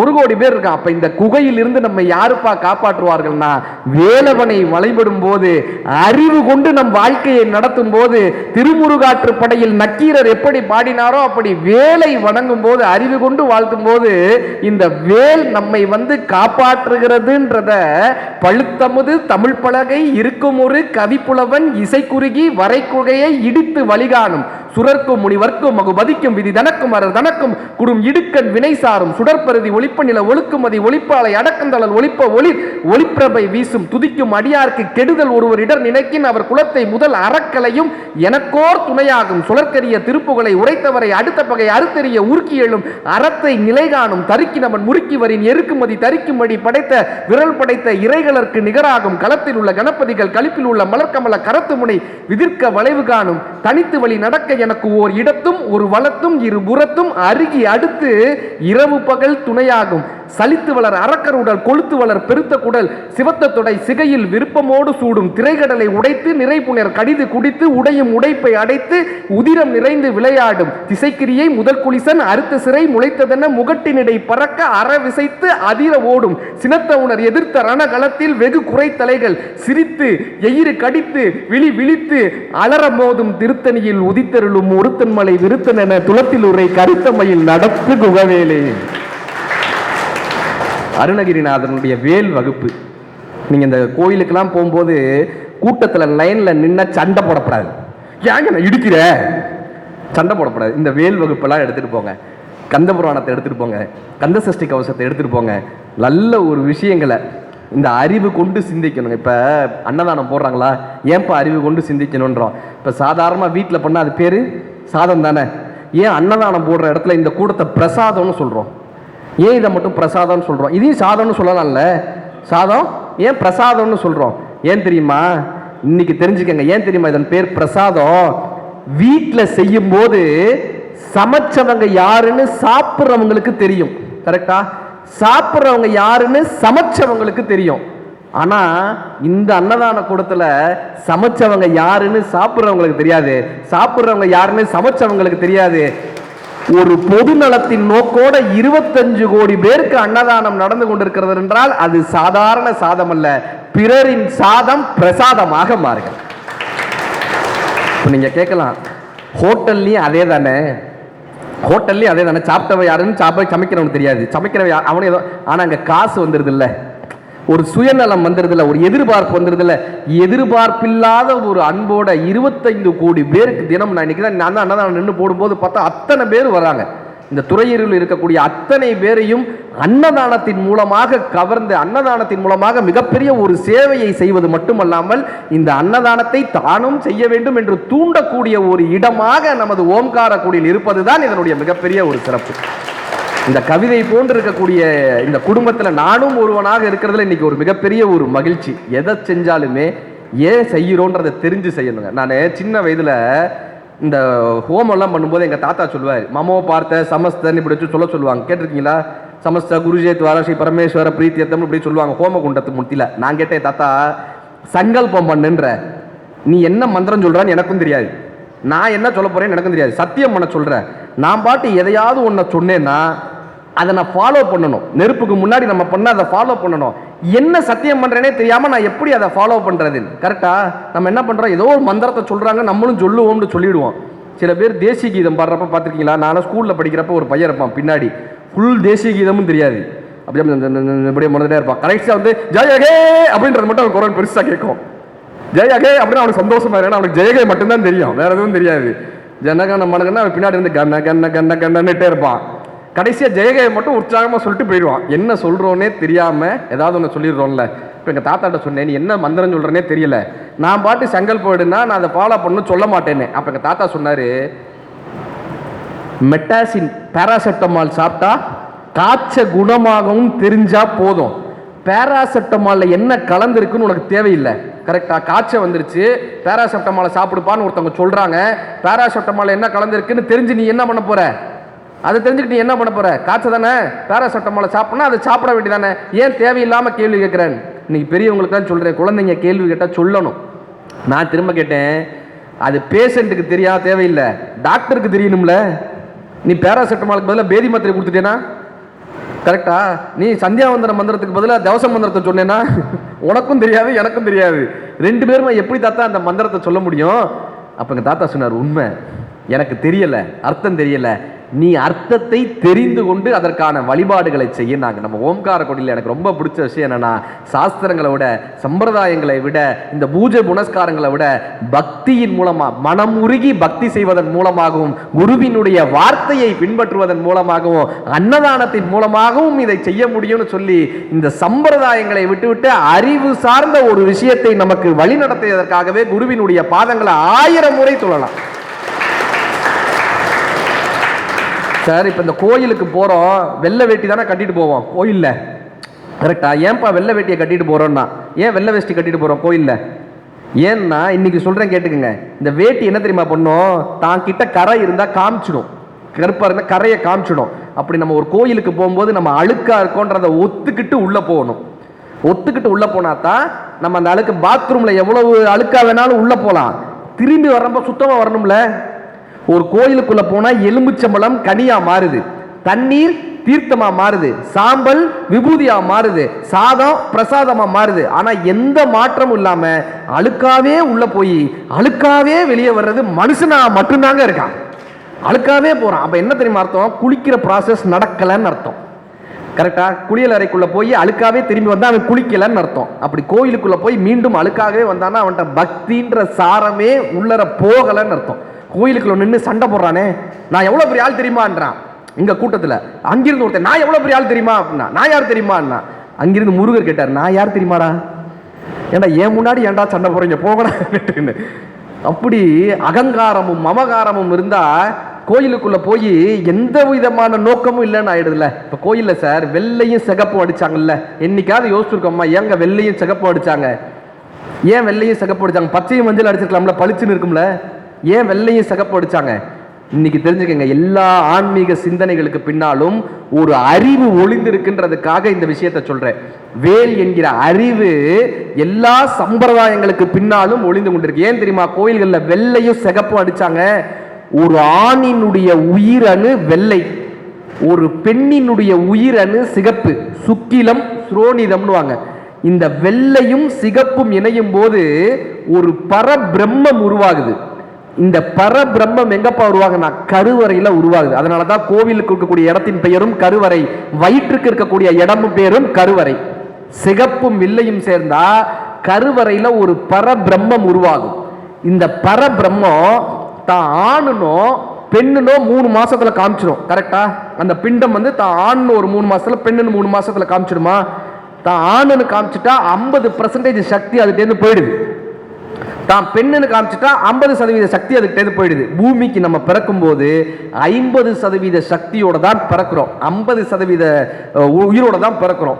இப்போ ஒரு பெண் தான் இழந்த அந்த ஆணினுடைய சக்தி எதுன்னு தேடுவாங்க, ஒரு ஆண் தான் இழந்த அந்த பெண்ணினுடைய சக்தி என்னன்னு தேடுவாங்க. இந்த ஆன்மா வேட்கையோடையே இருந்துகிட்டே இருக்கும். இந்த திருமணம் என்கிற வைபவம் நடக்கும்போது சாந்தி முகூர்த்தம்ன்ற சம்பிரதாயம் நடக்குதா? அது என்னப்பா சாந்தி முகூர்த்தம்னா, இத்தனை நாட்கள் நான் இழந்த அந்த 100% எது, என்னுடைய பெண் பகுதி எது, என்னுடைய ஆண் பகுதி எது என்று தேடிக்கொண்டிருந்த ஆன்மா தன்னுடைய மிச்ச பகுதி இவள்தான், தன்னுடைய மீத பகுதி இவன்தான் என்று தெரிந்து சாந்தி அடையக்கூடிய காரணத்தினால் அந்த முகூர்த்தத்துக்கு பேர் சாந்தி முகூர்த்தம்னு வச்சாங்க. இது அறிவியலினுடைய உண்மை, நம்மளுடைய சம்பிரதாயங்களுக்கு பின்னாடி இருந்த உண்மை. சிவம்னா என்னப்பான்னா, சிவம்னு சொல்றோமே, சிவம்னா என்னப்பான்னா, ஒரு உடம்புல சக்தி இல்லைன்னா அந்த உடம்பத்தை என்ன சொல்லுவோம்? எனர்ஜி இல்லாத உடம்பை, அப்படி கீழே கிடக்கக்கூடிய உடம்பை என்ன சொல்லுவோம்? சவம்னு சொல்லுவோம். கரெக்ட், ஐயா சொல்றாங்க சவம். எ பாடி வித்தவுட் எனர்ஜி, உடம்புல சக்தி இல்லைன்னா அதன் பெயர் சவம். எ பாடி வித் எனர்ஜி, அது சிவம். அந்த உடம்புக்குள்ள சக்தி வந்துருச்சுன்னா, இப்போ ஒரு லைட் இருக்கு, இந்த லைட் வெறும் இருந்துச்சா என்ன சொல்லுவோம்? பியூஸா போயிடுச்சுன்னு.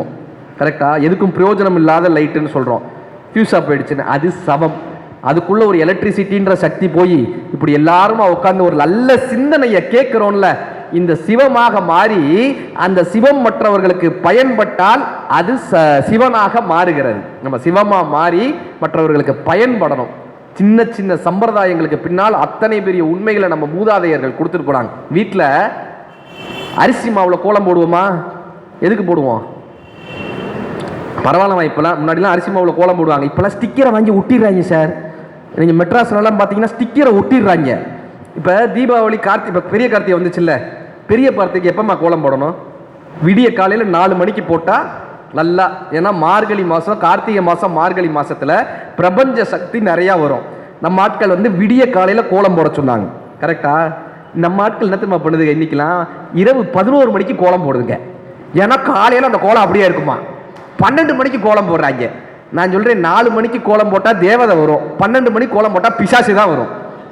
வீட்டுக்கு 12 மணிக்கு கோலம் போட்டு காலையில் அப்படியே பளிச்சுன்னு காமிச்சிடுறாங்களாம். வீட்டில் நைட்டு பூரா கோலம் போடுறாங்க. எங்கள் ஏரியாவில் மாடம் பக்கத்தில் கோயிலை சுற்றி நைட்டு கோலம் போட்டுக்கிட்டு இருக்காங்க. இப்போ எதுக்காக கோலம் போடுறோம்? எதுக்காக அரிசி மாவில் கோலம் போடுவோம்? எறும்புகள் சாப்பிடணும்னு கரெக்டாக சொன்னாங்க. இந்த கோலம் போடும்போது வெறும் கோலம் மட்டும் போட மாட்டோம், பார்த்துருக்கீங்களா? வீட்டில் வெறும் வெள்ளை கலர் கோலம் மட்டும் போட மாட்டாங்க. என்ன பண்ணுவாங்க? செம்மண் இட்டு கோலம் போடுவாங்க. கரெக்டாக சொல்றாங்க. ஒரு காவி பொடி, ஒரு செம்மண் இட்டு தான் பக்கத்தில் கோலம் போடுவோம். கரெக்டா? இது எதுக்கு செம்மண் இடுறோம்? கோலம் மட்டும் போட வேண்டியதானே? என்னைக்காவது யோசிச்சுக்கோமா, எதுக்கு செம்மண் இடுறோன்னு? என்னம்மா? சிகப்பு கலர்ல இருக்கும், அதே தான் செம்மண், அதனால தான் அது பேர் செம்மண். அம்மா கரெக்டாக சொல்றாங்க, சிவப்பு கலர்ல இருக்கும் அந்த மண் அப்படின்னு. ஏன் சிகப்பு கலர்ல போடுறோம்? அழகா இருக்கும்னா. நம்ம முன்னோர்கள் எவ்வளவு பெரிய ஞானிகள் பாருங்களேன், எவ்வளவு பெரிய அன்பின் கருணை பாருங்க. நம்ம முன்னோர்களுக்கு வீட்டுக்குள்ள கோலம் போடுறோமா? வீட்டுக்குள்ள கோலம் போடுறோம். எறும்பு அந்த கோலத்தை சாப்பிட்றதுக்காக எறும்பு வருதா, இந்த எறும்பு என்ன பண்ணிடும்? திடீர்னு வீட்டுக்குள்ள வந்துடும், உள்ளர நடக்க ஆரம்பிச்சிடும். நாம வீட்டுக்குள்ள நடந்து போயிட்டு வந்துட்டு இருப்போம். நம்ம நடந்து போயிட்டு இருக்கும்போது எறும்பை மிதிச்சிருவோம்ல சார், எறும்பை மிதிச்சிருவோம்ல. இப்போ சாப்பாடையும் போட்டு அந்த எறும்பையும் நீ அழிச்சிட்டோன்னா பெரிய பாவம் ஆயிடும்ல. புண்ணியத்துக்காக நீ எறும்பை கூப்பிட்டு அவனை அழிச்சிடக்கூடாதுல்ல. அதனால முன்னோர்கள் என்ன பண்றாங்க? தர்ம வழின்னு ஒரு வழி போடுறாங்க. இந்த மண்ணில் தர்ம வழி போட்டு, எப்பா நீ சாப்பிட்டுட்டு இந்த மண்ணோட அப்படியே போய் வெளியே போயிடணும்ப்பா, வீட்டுக்குள்ள வந்துடாத, எங்களுடைய காலடி உன் மேல பற்றும். தர்மத்தை கொடுத்து தான் வீட்டில் உயிரினங்களுக்கும் ஒரு பகுதியை பிரித்து கொடுத்த முன்னோர்களாக நம்ம முன்னோர்கள் வாழ்ந்திருக்காங்க. தர்ம வழி கொடுத்து எப்படிப்பட்ட அன்பினுடைய சொரூபமாக நம்ம முன்னோர்கள் வாழ்ந்திருக்காங்க சார். நடுவில் பழனிக்கு ஒரு நிகழ்ச்சிக்கு பேச போறேன். ஒருத்தர் ஸ்லீப்பர் பஸ், நைட்டு பூரா ஸ்லீப்பர் பஸ்ல நடந்துகிட்டே இருந்தார். இங்கேயும் அங்கேயும் அங்கேயுமா நடந்துகிட்டே இருந்தார். நான் போய் கேட்டேன், எதுக்குங்க நைட்டு பூரா நடக்கிறீங்க, என்ன ஆச்சு, எதுக்கு நைட்டு பூரா நடந்தீங்க? காலையில இறங்கும் போது நான் யோசிக்கிறேன், இந்த நாளுக்கு ஏதாவது தூக்கத்துல நடக்கிற வியாதியா, எதுக்குடா நைட்டு பூரா இந்த ஸ்லீப்பர் பஸ்ல நடந்துகிட்டே இருக்காரு. காலையில இறங்கும் போது சார், நீங்க நம்பவே மாட்டீங்க, இறங்கி அந்த பஸ் படிக்கட்டை தொட்டு கும்பிட்டு முருகா அப்படின்னு தொட்டு கும்பிட்டார். நான் கேட்டேன், என்னங்க நைட்டு பூரா நடந்தீங்களே, தூக்கத்தில் நடக்கிற வியாதியா, எதுக்காக? அவர் சொன்னார், இல்லை நான் ஒரு வேண்டுதல் வச்சிருந்தேன், அந்த வேண்டுதல் நிறைவேறிச்சுன்னா பழனிக்கு நடந்து வர்றேன்னு வேண்டிக்கிட்டேன். எது? ஸ்லீப்பர் பஸ்ல நடந்து வரேன்னு வேண்டிக்கிட்டேன். இப்போ அந்த வேண்டுதலும் நிறைவேறிச்சு, பழனிக்கு நடந்து வந்துட்டேன். யாரை ஏமாத்துறோம்? யாரை ஏமாத்துறோம்? கண்காணி இல்லை என்று கள்ளம்பல செய்குவார், கண்காணி இல்லாத இடமில்லை காணுங்கால், கண்காணியாக கலந்தொழிந்து நின்றானே, கண்காணி காலுங்கால் களவொழிந்தார் என்ன திருமூலர். எப்பா இந்த சிசிடிவி கேமரா முக்கியம் கிடையாதுப்பா, உன்னை இந்த வீடியோகிராஃபுக்கு இந்த கேமராக்கு முன்னாடி நீ அழகா இருக்கிறது முக்கியம் கிடையாதுப்பா. உன்னை எப்பயுமே ஒரு கண்காணி காணிச்சுக்கிட்டே இருக்கான், அவனோருக்கு முன்னாடி நீ அழகாக தெரியணும்ப்பான்னு நம்ம கற்றுக் கொடுத்துட்டு போனாங்க. இந்த அறிவு கொண்டு தானங்க நம்ம சிந்திக்கணும். அறிவை ரொம்ப பயன்படுத்தி நம்ம யாரை ஏமாத்த போறோம்? யார் இறைவன் கண்ணதாசன். அதனாலதான் யார் இறைவன் கேட்டாங்க. பூஜ்ஜியத்துக்குள்ளே ராஜ்யத்தை ஆண்டு கொண்டு புரியாமல் இருப்பான் ஒருவன், அதை புரிந்து கொண்டால் அவன்தான் இறைவன். தென்னையில நீருக்குள்ளே தேக்கி வைக்கும் ஓட்டுக்குள்ளே தேங்காயை போல் இருப்பான் ஒருவன், அதை தெரிந்து கொண்டால் அவன்தான் இறைவன். வானவெளி பட்டினத்தில் வட்டமதி சக்கிரத்தில் ஞானரதம் ஓட்டி வரும் ஒருவன், அதை நாடி சென்றால் அவன்தான் இறைவன். பஞ்சுபடும் பாடுபடும் நெஞ்சுபடும் பாடறிந்து அஞ்சுதலை நீக்கி வைப்பான் ஒருவன், அவன் ஆறுதலை தந்துவிடும் இறைவன். கல்லுக்குள்ளே தேரை கண்டு கருவுக்குள்ளே பிள்ளை கண்டு உள்ளிருந்து ஊட்டி வைப்பான் ஒருவன், அதை உண்டு கழித்தவர்க்கு அவன்தான் இறைவன். நீருக்குள்ளே குளிர்ச்சி வைத்து நெருப்புக்குள்ளே சூடு வைத்து கருப்புக்குள்ளும் வெண்மை வைத்தான் ஒருவன், உள்ளம் கனிந்து கண்டவர்க்கு அவன்தான் இறைவன். உள்ளத்தின் உள்விளங்கி உள்ளுக்குள் அடங்கி தான் உண்டென்று காட்டிவிட்ட ஆக்கிவிட்டான் ஒருவன், அதை உணர்ந்து கொண்டால் அவன்தான் இறைவன். கோழிக்குள்ளும் முட்டை வைத்து, முட்டைக்குள்ளும் கோழி வைத்து, வாழைக்கும் கன்று வைத்தான் ஒருவன், அந்த ஏழையின் பேர் இந்த உலகத்தில் இறைவன். சின்னஞ்சிறு சக்கிரத்தில் ஜீவன்களை சுற்ற வைத்து தன்னை மறந்தே அமர்ந்திருப்பான் ஒருவன், அவன் தடம் தெரிந்தால் அவன்தான் இறைவன். தான் பெரிய வீரன் என்று தலை நிமிர்ந்து வாழ்ந்தவரை நாள் குறித்து அழைத்து செல்வான் ஒருவன், இந்த நாடகத்தை ஆட்டி வைக்கும் இறைவன். கண்ணதாசன் ஐயா முடிச்சிருப்பார். நமக்கு தாயா எல்லாம் தெரியும்னு ஆரம்பிக்கிறோம்ல சார். இப்போ ஒரு கோயிலில் பஜனை பாட்டு பாடுவாங்க, சில பேருக்கு அந்த பாட்டு தெரியும், சில பேருக்கு பாட்டு தெரியாது. இந்த பாட்டு தெரிஞ்சவன் என்ன பண்ணுவான், தெரியாதவன் அப்படி ஒரு ஏழாம பார்ப்பான், உனக்கு தெரிஞ்சிருமாக்கும். இப்போ இந்த கோயிலை பூஜை பண்ணுறதுக்கு ஒருத்தர் வருவார், இப்படி சுற்றணும் அப்படி சுற்றணும். நம்மளால சொல்லுவான் பிரதோஷத்தப்ப எப்படி சுற்றணும் தெரியுமா, அவன் ஏதோ ஒன்று சுற்றிட்டு போகிறான், உனக்கு என்ன வந்துச்சு.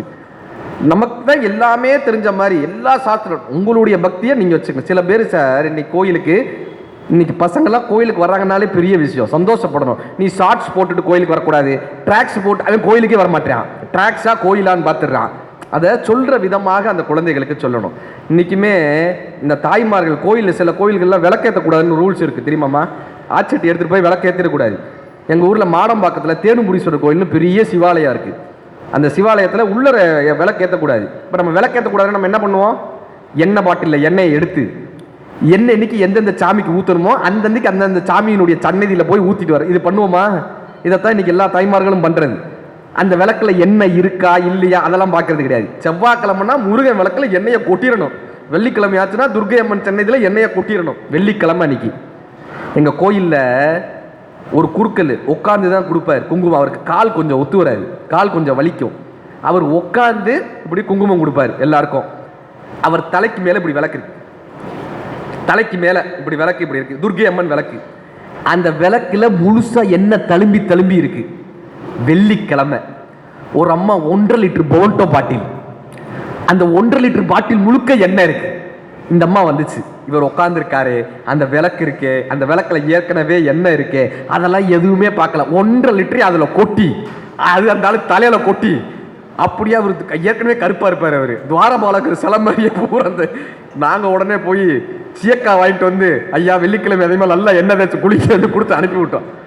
என்ன அப்போ அதனால தாங்க சிவவாக்கியர் கேட்டார், மாறுபட்ட மணிதுளக்கி வண்டின் எச்சில் கொண்டு போய் ஊறுபட்ட கல்லின் மீது ஊற்றுகின்ற மூடர்கள், மாறுபட்டு தீர்க்கவும் தேவரும் மறிந்து நோக்கும் என்னையும் கூறுபட்டு தீர்க்கவே குருக்கள் பாதம் வைத்ததேனாரு. மாறுபட்ட தேவரும் அறிந்து நோக்கும் என்னையும் கூறுபட்டு தீர்க்கவே. ஒரு ஷார்ப்பா நம்ம மாறணும்னா குருவின் பாதங்களை போய் பிடிச்சுக்கங்கப்பா. இதை பண்ணணுமா பண்ணக்கூடாதான்ற தெரியணும்னா ஒரு குருவினுடைய பாதத்தை நீங்க பிடிச்சா மட்டும்தான் உங்களுடைய கூர்மை வளரும் அப்படின்னாரு. இல்ல நம்ம என்ன பண்ற, வாழ்க்கையில் ஒரு பிரச்சனை வரும்போது யார்கிட்ட போய் கேட்கறதுனே தெரியாது சார். இன்னைக்கு நான் சொல்லிட்டு போறேன், இந்த ஜோசியக்காரர், வாஸ்து நிபுணர், இவங்க எல்லாத்தையும் தாண்டி குரு ரொம்ப ரொம்ப முக்கியங்க.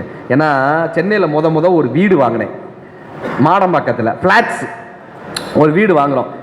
கிரகப்பிரவேசம் எங்கள் வீட்டுக்கு, நல்ல அந்த கதையை கேட்டுங்க. கிரகப்பிரவேசம் வீட்டுக்கு 3 மணிக்கு ஐயர் வரதுக்கு முன்னாடி என் ஒய்ஃபோட மாமா வந்துட்டார். வந்தவர் 3 மணிக்கு அவர் வந்துட்டார். எங்கள் வீட்டு பக்கத்தில் ஏர்போர்ட், அந்த ஃப்ளைட் இப்படி இறங்கிது, சொயின்னு சவுண்டு கேட்டுச்சு. இவர் கேட்டார், வீட்டு பக்கத்தில் ஏர்போர்ட் இருக்கா அப்படின்னாரு. ஆமாம் அப்படின்னே. அப்போ உங்கள் வீட்டை இடிச்சிருவாயிலே அப்படின்னாரு. கிரகப்பிரவேசத்துக்கு வந்திருக்கான். அதெல்லாம் இல்லை மாமா, அப்படிலாம் பண்ண மாட்டாங்க மாமான்றேன்.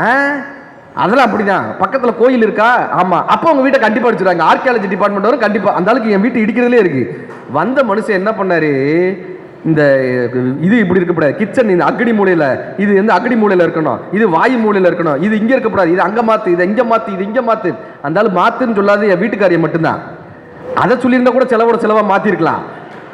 இதையா மாற்று அதையா மாற்று அனுபவித்து சிரிக்கிறாரு. அதெல்லாம் மாற்ற முடியாது, அந்த ஆப்ஷன் இருக்கான்னு கேட்குறாரு.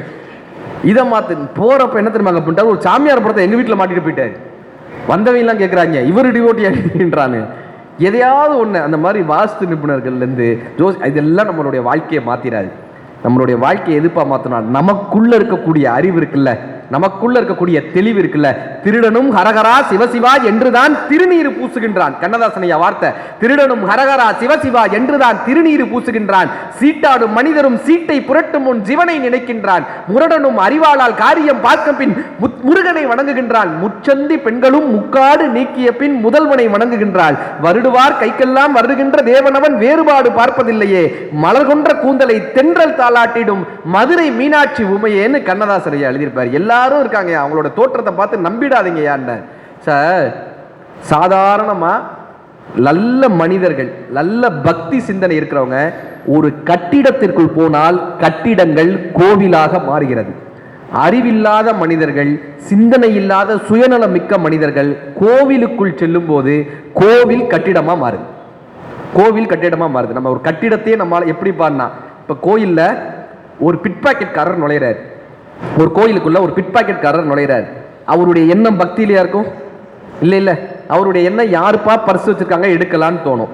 கோயில்ல ஒரு 10 பேர் கடை போட்டிருப்பாங்க. சுத்தி பூக்கடை இருக்கும், புளியோதர கடை இருக்கும், பொம்மை கடைகள் இருக்கும். இப்ப இவங்களுக்கு பக்தி இருக்குமா? நம்ம வியாபாரம் எப்படி நடக்கும்பான்னு தோணும். இப்ப திருடனுக்கு கோயில் திருடக்கூடிய இடம், வியாபாரிகளுக்கு கோயில் வணிக ஸ்தலம். இப்ப நம்ம போகக்கூடிய நமக்கு கோயில் ஆன்மீக ஸ்தலம். அப்ப இந்த கோயில் எதை பொறுத்து இருக்கு? ஒரு கட்டிடத்தை பொறுத்து கோயில் கிடையாது. உள்ள போகக்கூடிய பக்தனினுடைய மனநிலையை பொறுத்து தான் கோவிலாக அது மாறுகிறது. சாதாரண கட்டிடம் கோவிலாக மாறுகிறது. அதனாலதான் சிவவாக்கியர் சொல்லுவார், கோவிலாவதேதடா குளங்களாவதேதடா, கோவிலும் குளங்களும் கும்பிடும் குலாமரே, கோவிலும் மனத்துளே குளங்களும் மனத்துளே, ஆவதும் அழிவதும் இல்லை இல்லை இல்லை. ஏன்ன நம்ம மனதுக்குள்ள எத்தனை தூய்மையாக ஒரு அறிவோட ஒரு கட்டிடத்திற்குள் சென்றால் அந்த கட்டிடம் கோவிலாக மாறும். சுயநலத்தோட நான் சாமிக்கு பக்கத்துல போய் நிக்கிறேன் பாருன்னு ஒரு 1000 ரூபாய் டிக்கெட்டை வாங்கியோ, ஒரு பதவியின் மூலமா நான் யாருன்னு தெரியுமான்னு நான் காட்டுறேன்னு போய் கடவுளினுடைய சிலைக்கு அருகில் நிற்பவர்கள் ஒருபோதும் கடவுளுக்கு அருகே செல்லவே முடியாது. தன்னுடைய பதவியின் மூலமா பணத்தின் மூலமா அகங்காரத்தின் மூலமா நான் போய் கடவுளுக்கு முன்னாடி நிக்கிறேன் பாரு, போவே முடியாது. அப்ப சாதாரண அன்பு கொண்டு கட்டிடத்திற்கு நுழைந்தால் அந்த கட்டிடம் கோவிலாக மாறும். அதனாலதான் சிவவாக்கியர் சொன்னார், நட்ட கல்லை தெய்வம் என்று 4 புஷ்பம் சாற்றியே சுற்றி வந்து முணுமுணுவென்று சொல்லும் மந்திரம் ஏதடா, நட்ட கல்லும் பேசுமோ நாதன் உள்ள இருக்கையில், சுட்ட சட்டி சட்டுவம் கரியின் சுவை அறியுமோன். உடனே சொல்றாங்க, அவர் என்னப்பா கல்லுன்ட்டாரு, சொல்லலாமாப்பா நான் கல்லுன்ட்டாரேன். சார், வீட்டில் பகவத்கீதை புத்தகம் இருக்குமா, வேற மொழியில இருக்கு, அது என்னன்னே தெரியல. நீங்க போய் என்ன கேட்பீங்க? இந்த புக்கு என்னன்னு கேட்பீங்க. அது எப்படிப்பா கீதையை நீ புக்குன்னு சொல்லலாம்? சொல்ல முடியுமா? இப்போ நீங்கள் ஒரு சாம்பாரோ ரசமோ ஒன்று வைக்கிறீங்க, எனக்கு அது என்னன்னே தெரியல, நான் வந்து என்ன கேட்பேன்? இந்த கலர் தண்ணியாக இருக்கே, இது என்னன்னு கேட்போம். கரெக்டாக என் வீட்டுக்காரி ஒரு நாள் ஒரு ரசம் வச்சுருந்தா, அதை ஃபோட்டோ எடுத்து ஃபேஸ்புக்கில் போட்டா 1000 லைக்கு. நான் 1 லைக்கும் பண்ணலை. ஏன்னா மற்றவெல்லாம் அதை பார்த்தவே, நான் தான் அதை சாப்பிட்டவே. அது எப்படி நம்ம பண்ணுவோம்? இப்போ நமக்கு தெரியாத ஒன்று அப்படின்னா நம்ம என்ன பண்ணுவோம்? லைக் கமெண்ட் அதெல்லாம் போட்டு போயிடுவோம். கரெக்டா? இப்போ அது தெரியலன்னா கலர் தண்ணி தானே சொல்லுவோம். அதை உணரவே இல்லைன்னா அது வெறும் புத்தகம் தானே. பகவத்கீதையை வச்சு கற்பூரம் தானே காமிச்சிட்டு இருக்கோம். எடுத்து எத்தனை பேர் படிச்சிருக்கோம்? திருக்குறளை வச்சு கற்பூரம் தானே காட்டுறோம். திருக்குறளை வச்சு வீட்டில் ஒரு அலங்காரத்துக்கு தானே வைக்கிறோம். திருக்குறள் எடுத்து எத்தனை பேர் படிச்சிருக்கோம்? முதல் குறள் என்ன? அகர முதல் எழுத்தெல்லாம் சூப்பர்ப்பா. அப்படின்னா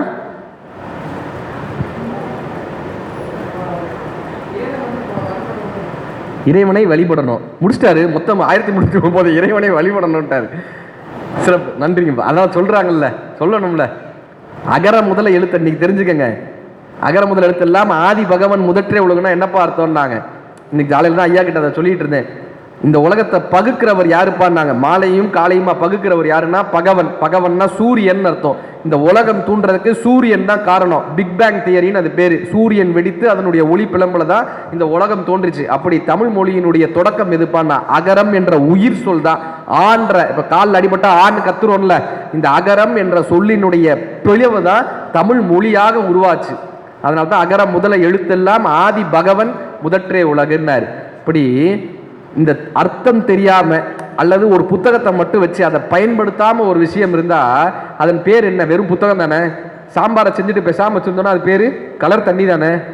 அந்த மாதிரி இறைவனை வச்சுட்டு பூஜைகளை பண்ணிட்டு இறைத்தன்மையை உணரலைன்னா நட்டக்கல்லை தெய்வம் என்று 4 புஷ்பம் சாற்றியே சுற்றி வந்து முணுமுணுவென்று சொல்லும் மந்திரம் ஏதரா நட்டக்கல்லும் பேசுவோம் நாதன் உள் இருக்கையில் சுட்ட சட்டி சட்டுவம் கரியின் சுவை ஐமா. என்ன தெரியுமா, அந்த கரண்டியை வச்சு சமைக்கிறோம்ல, இந்த கரண்டிக்கு கத்திரிக்காய் சுவை தெரியவே தெரியாதுங்க. கரண்டி சொல்லுமா கத்திரிக்காய் டேஸ்டா இருக்குன்னு கரண்டி சொல்லுமா?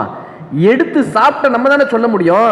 சிவவாக்கியர் கேட்கிறார், எப்பா நீ நல்லா சமைச்சிட்டப்பா, எடுத்து சாப்பிடவே மாட்டேறியப்பா, இந்த சட்டுவத்தை வச்சு கலக்கிக்கிட்டே இருக்கேப்பா, பாலாபிஷேகம் பண்ற, தேனாபிஷேகம் பண்ற, பூஜைகளை பண்ற, அதை பண்ற இதை பண்றேன்னு கரண்டியை போட்டு கலக்கிக்கிட்டே இருக்கே தவிர எடுத்து அந்த இறைத்தன்மையை உணரவே மாற்றியேப்பா, சுட்ட சட்டி சட்டுவம் கரியின் சுவை அறியுமோன்னு கேட்டார். அப்ப அந்த கரண்டிக்கு தெரியாது, எடுத்து சாப்பிடக்கூடிய நமக்கு தான் தெரியும். இந்த உருவ வழிபாடு வேணாமாங்க அப்படின்னா இது எப்படி எடுத்துக்கணும்னு சொல்ற மாதிரி. ஏங்க சிவவாக்கியர் இவ்வளவு சாடுனாருனாங்க, ஏன்பா இவ்வளவு கோவத்தோட கேட்டாங்க? இந்த அறிவு கொண்டு இருக்கிறவங்க எல்லாருமே இந்த கேள்வியை கேட்டுக்கிட்டே தான் இருப்பாங்க. இப்போ எல்கேஜி படிக்கிறான் நம்ம பையன், ஏபிசிடி சொல்லுப்பானா சொன்னால் சந்தோஷமா இருக்குமா சார்? ஆனால் அவனை சொன்னால் சந்தோஷமா இருக்குமா? 5வது படிக்கிறான் நம்ம பையன், ஏதாவது சொல்கிறாங்கன்னா திரும்ப 1 2 3 ஏபிசிடின்னு சொன்னால் நமக்கு சந்தோஷமா இருக்குமா? 5வது வந்துட்டு இன்னுமாடா ஏபிசிடி சொல்லிட்டு இருக்க, போடான்ட்டு அனுப்பிவிடுவோம். இப்போ 10வது வந்துட்டான், ஏதாவது சொல்லுப்பா அப்படின்னா திரும்ப ஏ ஃபார் ஆப்பிள் அப்படின்னா நமக்கு கோவம் வருமா வராதா? ஏண்டா 10வது வந்துட்டு இன்னும் ஏ ஃபார் ஆப்பிள் தான் சொல்லிட்டு இருப்பியாடா படிக்கிறான்னு. இப்போ அந்த 12th வந்துட்டான், காலேஜ் வந்துட்டான், காலேஜ் வந்துட்டு இல்லை ஏதாவது சொல்லுப்பான்னா திரும்ப ஏ ஃபார் ஆப்பிளே சொல்லிட்டு இருந்தால் நமக்கு எப்படி இருக்கும்? இதைத்தான் சிவவாக்கியார் கேட்குறாரு. ஏன்பா இவ்வளவு வளர்ந்துட்டீங்களேயா, இன்னும் இந்த பூஜை புனஸ்காரத்தை வச்சுட்டு இருக்கீங்களே, ஆன்ம சுரூபத்துக்கு எப்பயா போக போறீங்க?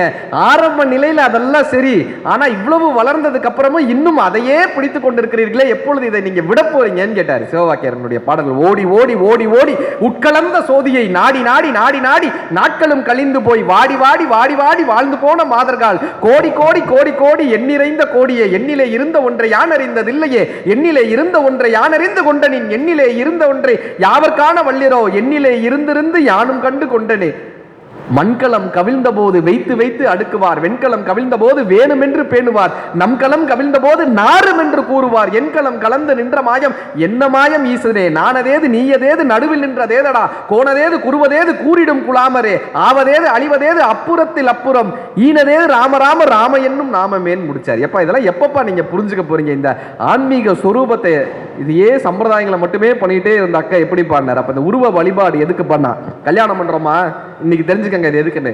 கல்யாணம் பண்ணும்போது பொண்ணுக்கு பட்டு புடவை போடுவோமா, நகை நட்டு போடுவோமா, மாப்பிள்ளைக்கு பட்டு வேஷ்டி சட்டையெல்லாம் போட்டு சம்பிரதாயங்களோட தானே அனுப்புறோம்.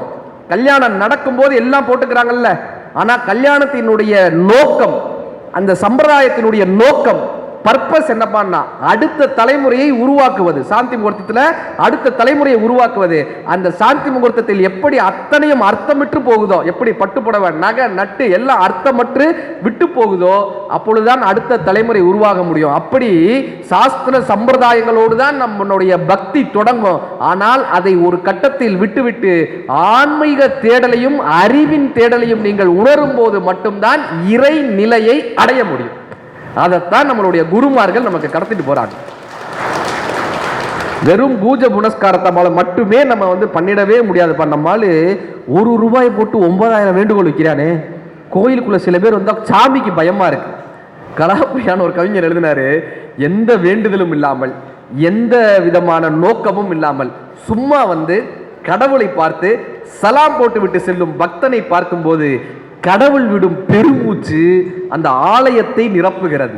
பின்பு கடவுள் தனக்குள் சொல்லிக் கொள்கிறார், இவன் ரொம்ப நல்லவன்டா, இவன் ரொம்ப நல்லவன்டான்னு கடவுள் சொல்லிக்குவாராம். அப்படி நம்மால் என்ன பண்றான், தட்டுல ₹1 போட்டுட்டு எனக்கு இந்த வீடு வேணும், எனக்கு அது வேணும், இது வேணும். கண்ணதாசன் ஐயா தான் சொன்னார், யாருப்பா இந்த கடவுளுடைய தன்மை எப்படி பாடினார்? ஆகாயத்தின் மேலிருந்து ஆட்டியும் வைப்பான், ஆட்டம் கொஞ்சம் அதிகமானால் அடக்கியும் வைப்பான், பூலோகத்தில் வாழ்ந்தால் புகழையும் கொடுப்பான், புகழுக்காக வாழ்ந்தால் புரட்டியும் எடுப்பான், பூவுக்குள்ளே தேனையும் வைப்பான், தேன் இருக்கும் இடத்தை தேனிக்கும் சொல்வான், தேனடை இருக்கும் இடத்தை மனிதனுக்கும் சொல்வான், கேட்கும் திறனை கூட்டும் செவியை எலிக்கும் கொடுப்பான், அந்த எலிக்கும் கேட்காத காலினை பூனைக்கு வைப்பான், வேகமாக ஓடும் காலை மானுக்கு கொடுப்பான், மானையும் வேட்டையாடும் திறனை புலிக்கு படைப்பான், அற்புதமாய் சிந்திக்கின்ற 6 அறிவையும் கொடுப்பான், அந்த 6 அறிவில் ஓரறிவும் இல்லாத மனிதனையும் படைப்பான், பூலோகத்தில் திறனுக்காக வாழ்பவரை புரட்டியும் எடுப்பான், கடல் நிறைய நீரையும் வைப்பான், கடல் நிறைய நீரையும் வைப்பான், தாகம் எடுத்து தவிக்கவும் வைப்பான், மாளிகையில் சிலரை அற்பமாய் படைப்பான், சாலையிலும் சிலரை சிற்பமாய் படைப்பான். தன்னை வெளியே தேடினால் விளையாட்டு காட்டுவான், உள்ளே தேடினால் ஓடி வந்து நிற்பான், அவன்தான் கடவுள்னு கண்ணதாசன் ஐயா முடிப்பான். நம்ம என்ன பண்ணிடுறோம்னா, கோயிலில் ஒரு 100 ரூபாயை போட்டாக்கா நம்மளுடைய வேண்டுதல் எல்லாம் சரியாயிடுதுன்றோமே, கரெக்டா? அப்ப யாரப்பா கேட்கணும்னாங்க சார், மகாபாரதத்தில் கிருஷ்ணருக்கு துரியோதனனும் நண்பன், கிருஷ்ணருக்கு துரியோதனனும் சொந்தக்காரர், அர்ஜுனனும் சொந்தக்காரர். இப்ப மகாபாரத யுத்தம் வரும்போது கிருஷ்ணர் யார் பக்கம் பான்ற ஒரு கேள்வி வருது. துரியோதனன் பக்கம். ஏன்னா 2 பேருமே சொந்தக்காரங்க, 2 பேர் கேட்டாலுமே கொடுக்கணும். துரியோதனனும் போறான், அர்ஜுனனும் போறான். கிருஷ்ணர் நடுவில் இருக்காரு. இந்த கதையெல்லாம் நீங்க கேட்டிருப்பீங்க, படுத்திருப்பாரு, இந்த கதையை கேட்டிருக்கோம்ல. இப்ப துரியோதனனுக்கு ஒரே பயம், அர்ஜுனன் என்ன கேட்க போறானோன்னு. ஏன்னா படைகள் எல்லாம் கேட்டுட்டானா நம்ம தோத்துருவோமேன்னு. அர்ஜுனன் என்ன தெரியுமா கேட்டாரு, கிருஷ்ணர் கிட்ட, கிருஷ்ணா உன்னுடைய சங்கை மட்டும் கொடுன்னா. பாஞ்சச்சன்யம்னு கிருஷ்ணருடைய சங்கு, உன்னுடைய சங்கை மட்டும் கொடுன்னு. துரியோதனனுக்கு சந்தோஷம், இவனுக்கு கேட்கவே தெரியல. கிருஷ்ணா உன்னுடைய காலார்படை, தேர்ப்படை, வீரர்கள் அத்தனை பேரும் என்கிட்ட கொடுத்துரு, சங்க அவன் தானே வச்சுக்கிட்டு, சங்க வச்சு நான் ஒன்றும் பண்ண போறதே இல்லை, அவன்கிட்ட சங்க கொடுத்துருன்ட்டு போயிட்டாரு. இதுல எவ்வளவு பெரிய முக்கியமான விஷயம் தெரியுமா? இந்த சங்க விட்டுட்டு கிருஷ்ணர் இருக்க மாட்டார், கரெக்டா? பாஞ்சச்சன்யம்ன்ற சங்க விடுத்து கிருஷ்ணர் இருக்க மாட்டாரு. மகாபாரத யுத்தத்துல யாரு சங்கை ஊதுகிறார்களோ அவர்கள் தான் யுத்தத்தை நடத்துவதாக அர்த்தம். கௌரவர் சேனையில பீஷ்மர் சங்கு ஊதுவார், எதிரில் இருக்கக்கூடிய பாண்டவர் பக்கம் தர்மன் தானே சங்க எடுத்து ஊதணும், தர்மன் ஊத மாட்டார், கிருஷ்ணர் தான் தன்னுடைய பாஞ்சச்சன்யம்ன்ற சங்க ஊதுவார். என்ன தெரியுமா அர்த்தம்?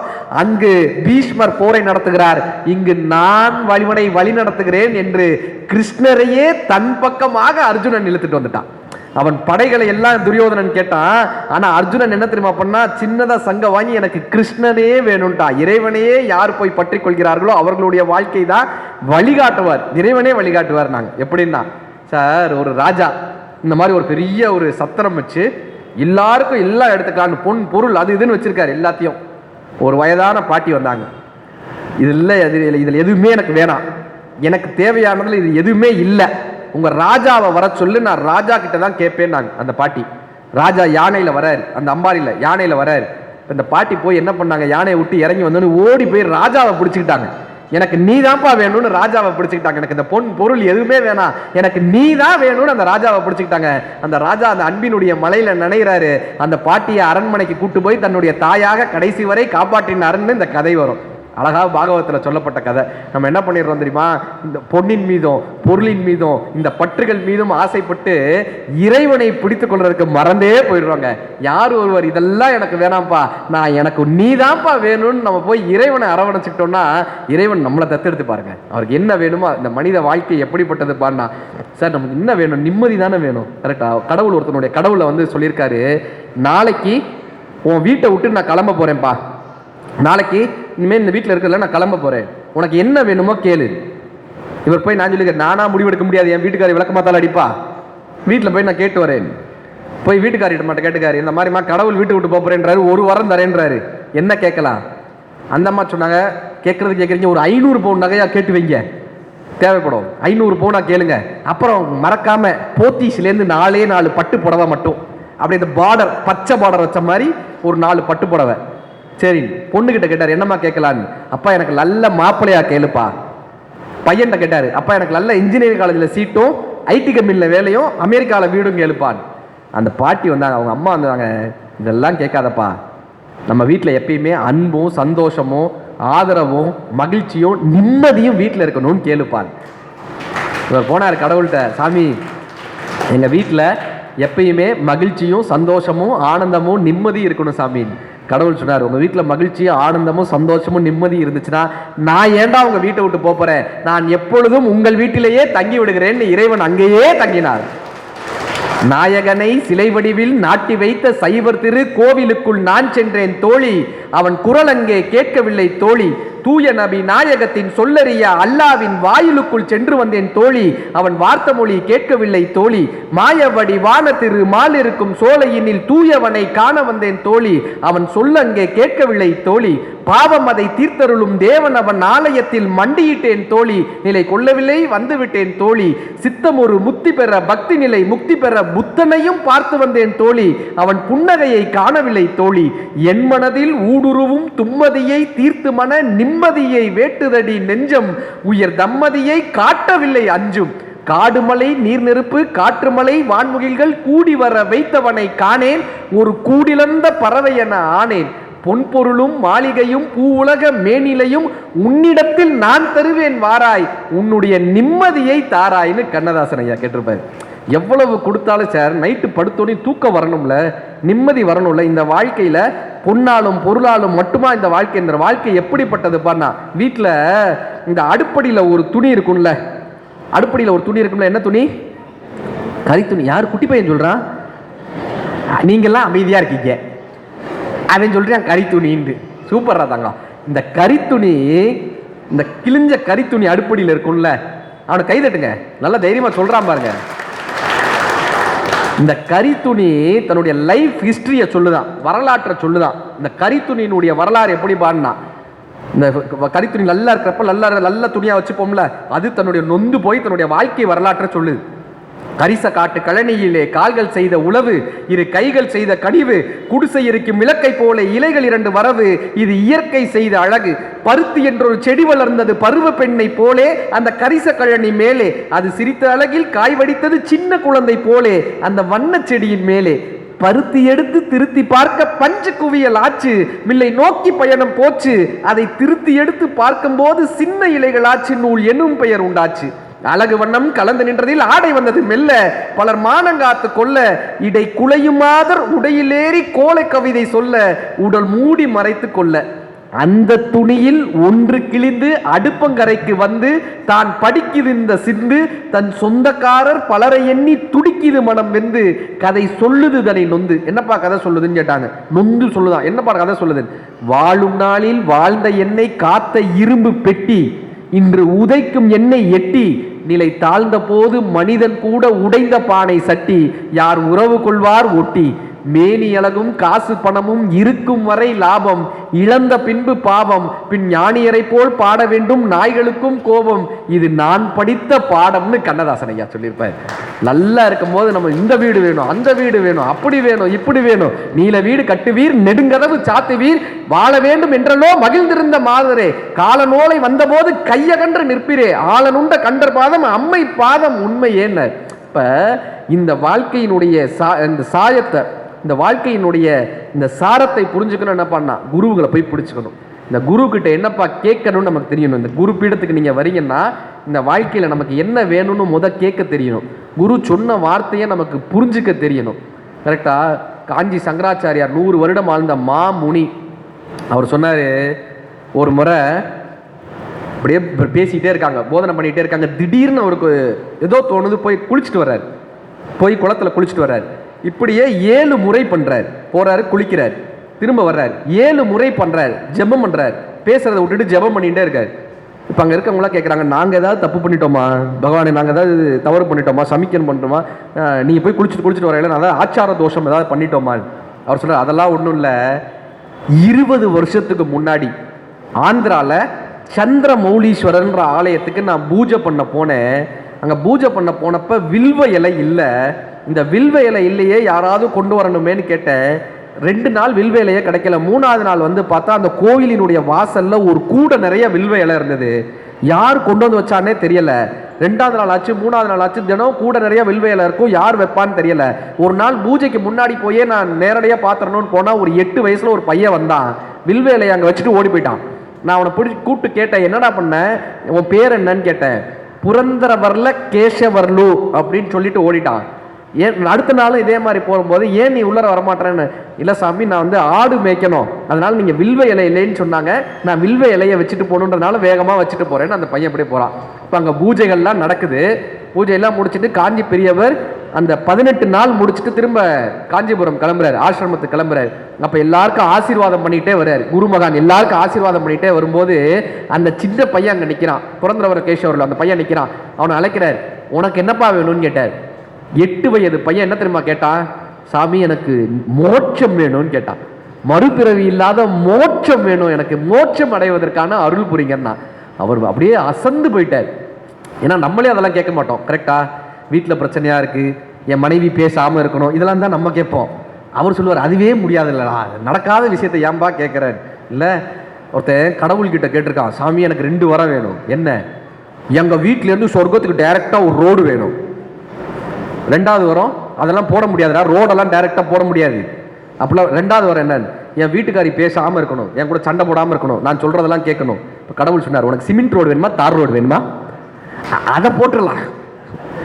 அப்படி விட நம்ம கேட்போம். அந்த பையன் கேட்டிருக்கான், எனக்கு மோட்சத்தை கொடுங்கன்னா, எனக்கு முக்தியை கொடுங்கன்னா. இவர் அசந்து போய் கேட்கிறாரு, இதை கேட்கணும்னு உனக்கு எப்படிப்பா தோணுச்சுன்னு. அவன் சொன்னா, எங்க அப்பா இந்த மாதிரி குருமகான்களை சந்திச்சா, பெரியவர்களை சந்திச்சா எது ரொம்ப பெரிதோ அதை கேட்க சொல்லியிருக்காங்க. பெரிதிலும் பெரிதை கேட்க சொன்னாங்க. பெரிதிலும் பெரிது, எல்லாத்துலேயும் பெரிது முக்தின்னு நீங்க தானே நேற்று சொல்லி கொடுத்தீங்க. எல்லாத்துலேயும் பெரிது இறைவனுடைய திருப்பாதங்களை அடையிறதுன்னு நீங்க தானே நேற்று உங்களுடைய சொற்பொழிவுல சொன்னீங்க. எல்லா சொத்து பத்துக்களையும் விட, இந்த பூலோகத்தில் இருக்கிற அத்தனையும் விட இறைவனுடைய பாதமும் முக்தியும் மறுபிறவி இன்மையும் தானே பெரிதுன்னு நீங்க சொல்லி கொடுத்தீங்க. எனக்கு அந்த முக்தியை தரணும்னு நான் உங்ககிட்ட வேண்டிக்கிறேன். இப்போ அவர் சொல்றாரு, சந்திர மௌலீஸ்வரனுடைய அருளால் தக்க நேரத்தில் உனக்கு முக்தி கிடைக்கும்ட்டு வந்துட்டார். இது நடந்து 20 வருஷம் கழிச்சு அவர் போய் குளிச்சுட்டு வர்றாரு. இப்போ இந்த சம்பவத்தை சொல்லிட்டு சொன்னாரு, இந்த சம்பவத்தை நான் அவனுக்கு அப்போ அருள்பாவித்துட்டு வந்தேன். இப்போ அந்த பையன் புரந்தரவர கேசவரலும் இறைவன் அடி சேர்ந்துட்டான். அவனுக்கு இன்னும் 7 ஜென்மம் இருந்தது. அந்த 7 ஜென்மத்தை என்னுடைய அந்த தவ பலனால் அவனுக்கு கடத்தி விடுவதற்கான முயற்சியை இறைவன் அருளால் இப்பொழுது நான் நடத்தினேன்னு காஞ்சி பெரியவர் சொல்றார். அப்ப குருவினுடைய பாதங்களை நாம பற்றி கொள்ளும் போது நமக்கு இருக்கக்கூடிய இந்த மறுபிறவிகள், நமக்கு இருக்கக்கூடிய இந்த கர்மாக்கள் அழிந்து முக்தியை தரக்கூடிய பாதங்களாக குருமகா சன்னிதானங்களினுடைய இந்த பீடங்களும் பாதங்கள் இங்க வந்தா இதைத்தான் நம்ம கேட்கணும். இதே மாதிரி காஞ்சி பெரியவர்கிட்ட ஒருத்தர் கேட்டார், பேசிட்டே இருக்கும்போது, சாமி எனக்கு முக்கியமான விஷயம். என்னப்பா பேசிட்டு இருக்கும்போது முக்கியமான விஷயம் என்ன அப்படின்னு, என்னப்பா பேசிட்டே இருக்கும்போது என்னப்பா அப்படின்னு இருக்காரு. அவன் சொன்னா, சாமி என்னுடைய கார் அடிக்கடி ரிப்பேர் ஆகுது, என்ன பண்ணணும்னு கேட்டிருக்கான். கார் அடிக்கடி யார்கிட்ட? காஞ்சி பெரியவர்கிட்ட போய் கார் அடிக்கடி ரிப்பேர் ஆகுது, என்ன பண்ணணும்? அவர் சொன்னார், எப்பா நல்ல மெக்கானிக்கா பாரு, அதுக்கப்புறம் திருப்பதிக்கு ஒரு வாட்டி போயிட்டு வான்னு இருக்காரு. 6 மாசம் கழிச்சு அவன் வந்திருக்கான். இவருக்கு பயமாயிடுச்சு, இப்போ பைக் ரிப்பேர்னு வானா, வீடு ரிப்பேர்னு வானா. இல்லை, அவர் சாமி நீங்க சொன்ன மாதிரி நல்ல மெக்கானிக்கை பார்த்தா இப்போ கார் சரியா போயிடுச்சுன்னா. இப்போ ஒரு குரு கிட்ட என்ன கேட்கணுன்றது இருக்குல்ல. Why Arjuna is best. மகாபாரதத்தில் ஜெயத்ரதன் கேட்கிறான், ஒய் அர்ஜுனா இஸ் பெஸ்ட். நாங்களும் மாணவர்கள் தானே, நாங்களும் உங்க மாணவர்கள் தானே, நீங்க சொல்றதை அப்படியே செஞ்சவங்க தானே, உங்க மகன் அஸ்வத்தாமன் அப்படிப்பட்ட வில் வீரன் தானே, ஏன் அர்ஜுனனை மட்டும் கொண்டாடி கொண்டே இருக்கிறீங்க? நானும் வில் வீரன் தானே, ஏன் அர்ஜுனனை கொண்டாடுகிறீர்கள்னு துரோணாச்சாரியார் என்ன தெரியுமா சொன்னாரு? ஏன் தெரியுமா அர்ஜுனன் எல்லாத்தையும் விட சிறப்பானவன்? ஏன்னா நான் உங்களுக்கு பகல்ல சொல்லி கொடுத்தா அர்ஜுனன் இரவுல பிராக்டிஸ் பண்றான்ப்பா. நான் உங்களுக்கு 2 வில்லுல சொல்லி கொடுத்தா அர்ஜுனன் 4 வில்லுல பிராக்டிஸ் பண்றான்ப்பா. அவனுக்கு பாடம் எடுக்கிறதுக்காக நான் படிச்சுட்டு வர வேண்டியதா இருக்குப்பா. எந்த மாணவன் குருவிற்கு வேலை வைக்கிறானோ அவன் தான் சிறந்த மாணவன் குரு கற்றுக் கொடுத்துட்டு போறாரு.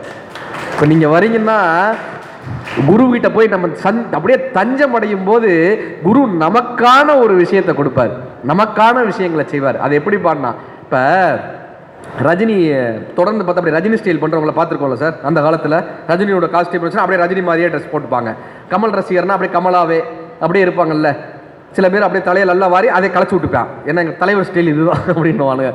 ஒரு சாதாரண சினிமா நடிகரே ஒரு மனிதரை மாற்ற முடியும் என்று சொன்னால் அன்பின் சொரூபமாக ஆன்மீகத்தினுடைய தீபமாய் இருக்கக்கூடிய இந்த குருமார்களை தினமும் நினைத்து கொண்டிருக்கும் போது நாமும் அதே குருமார்களினுடைய நிலையை தொடர்ந்து அடைய முடியும்.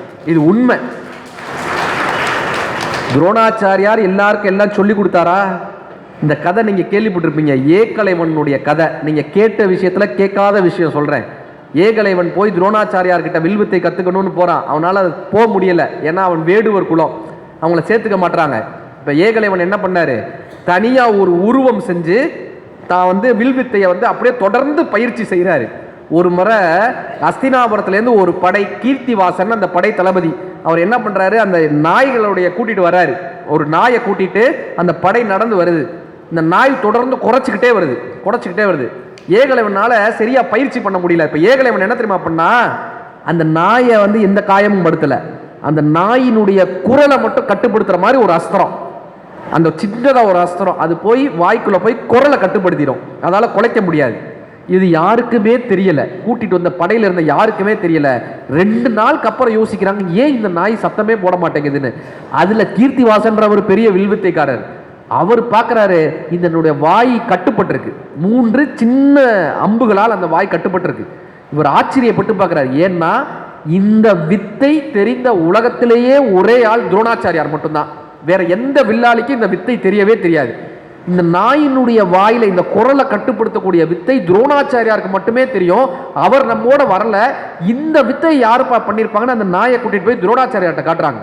அவர் மிரண்டு போறாரு. ஏன்னா தனக்கு தெரிந்த வித்தை அவர் யாருக்குமே இதை சொல்லியும் தரல, மற்ற மாணவர்களுக்கு சொல்லியே தரல. அப்படி இருக்கிறப்ப இதை யாருப்பா பண்ணியிருக்க முடியும்னு அந்த காட்டுக்கு வராரு. ஏகலைவன் தான் இதை செய்தான்றது தெரியுது.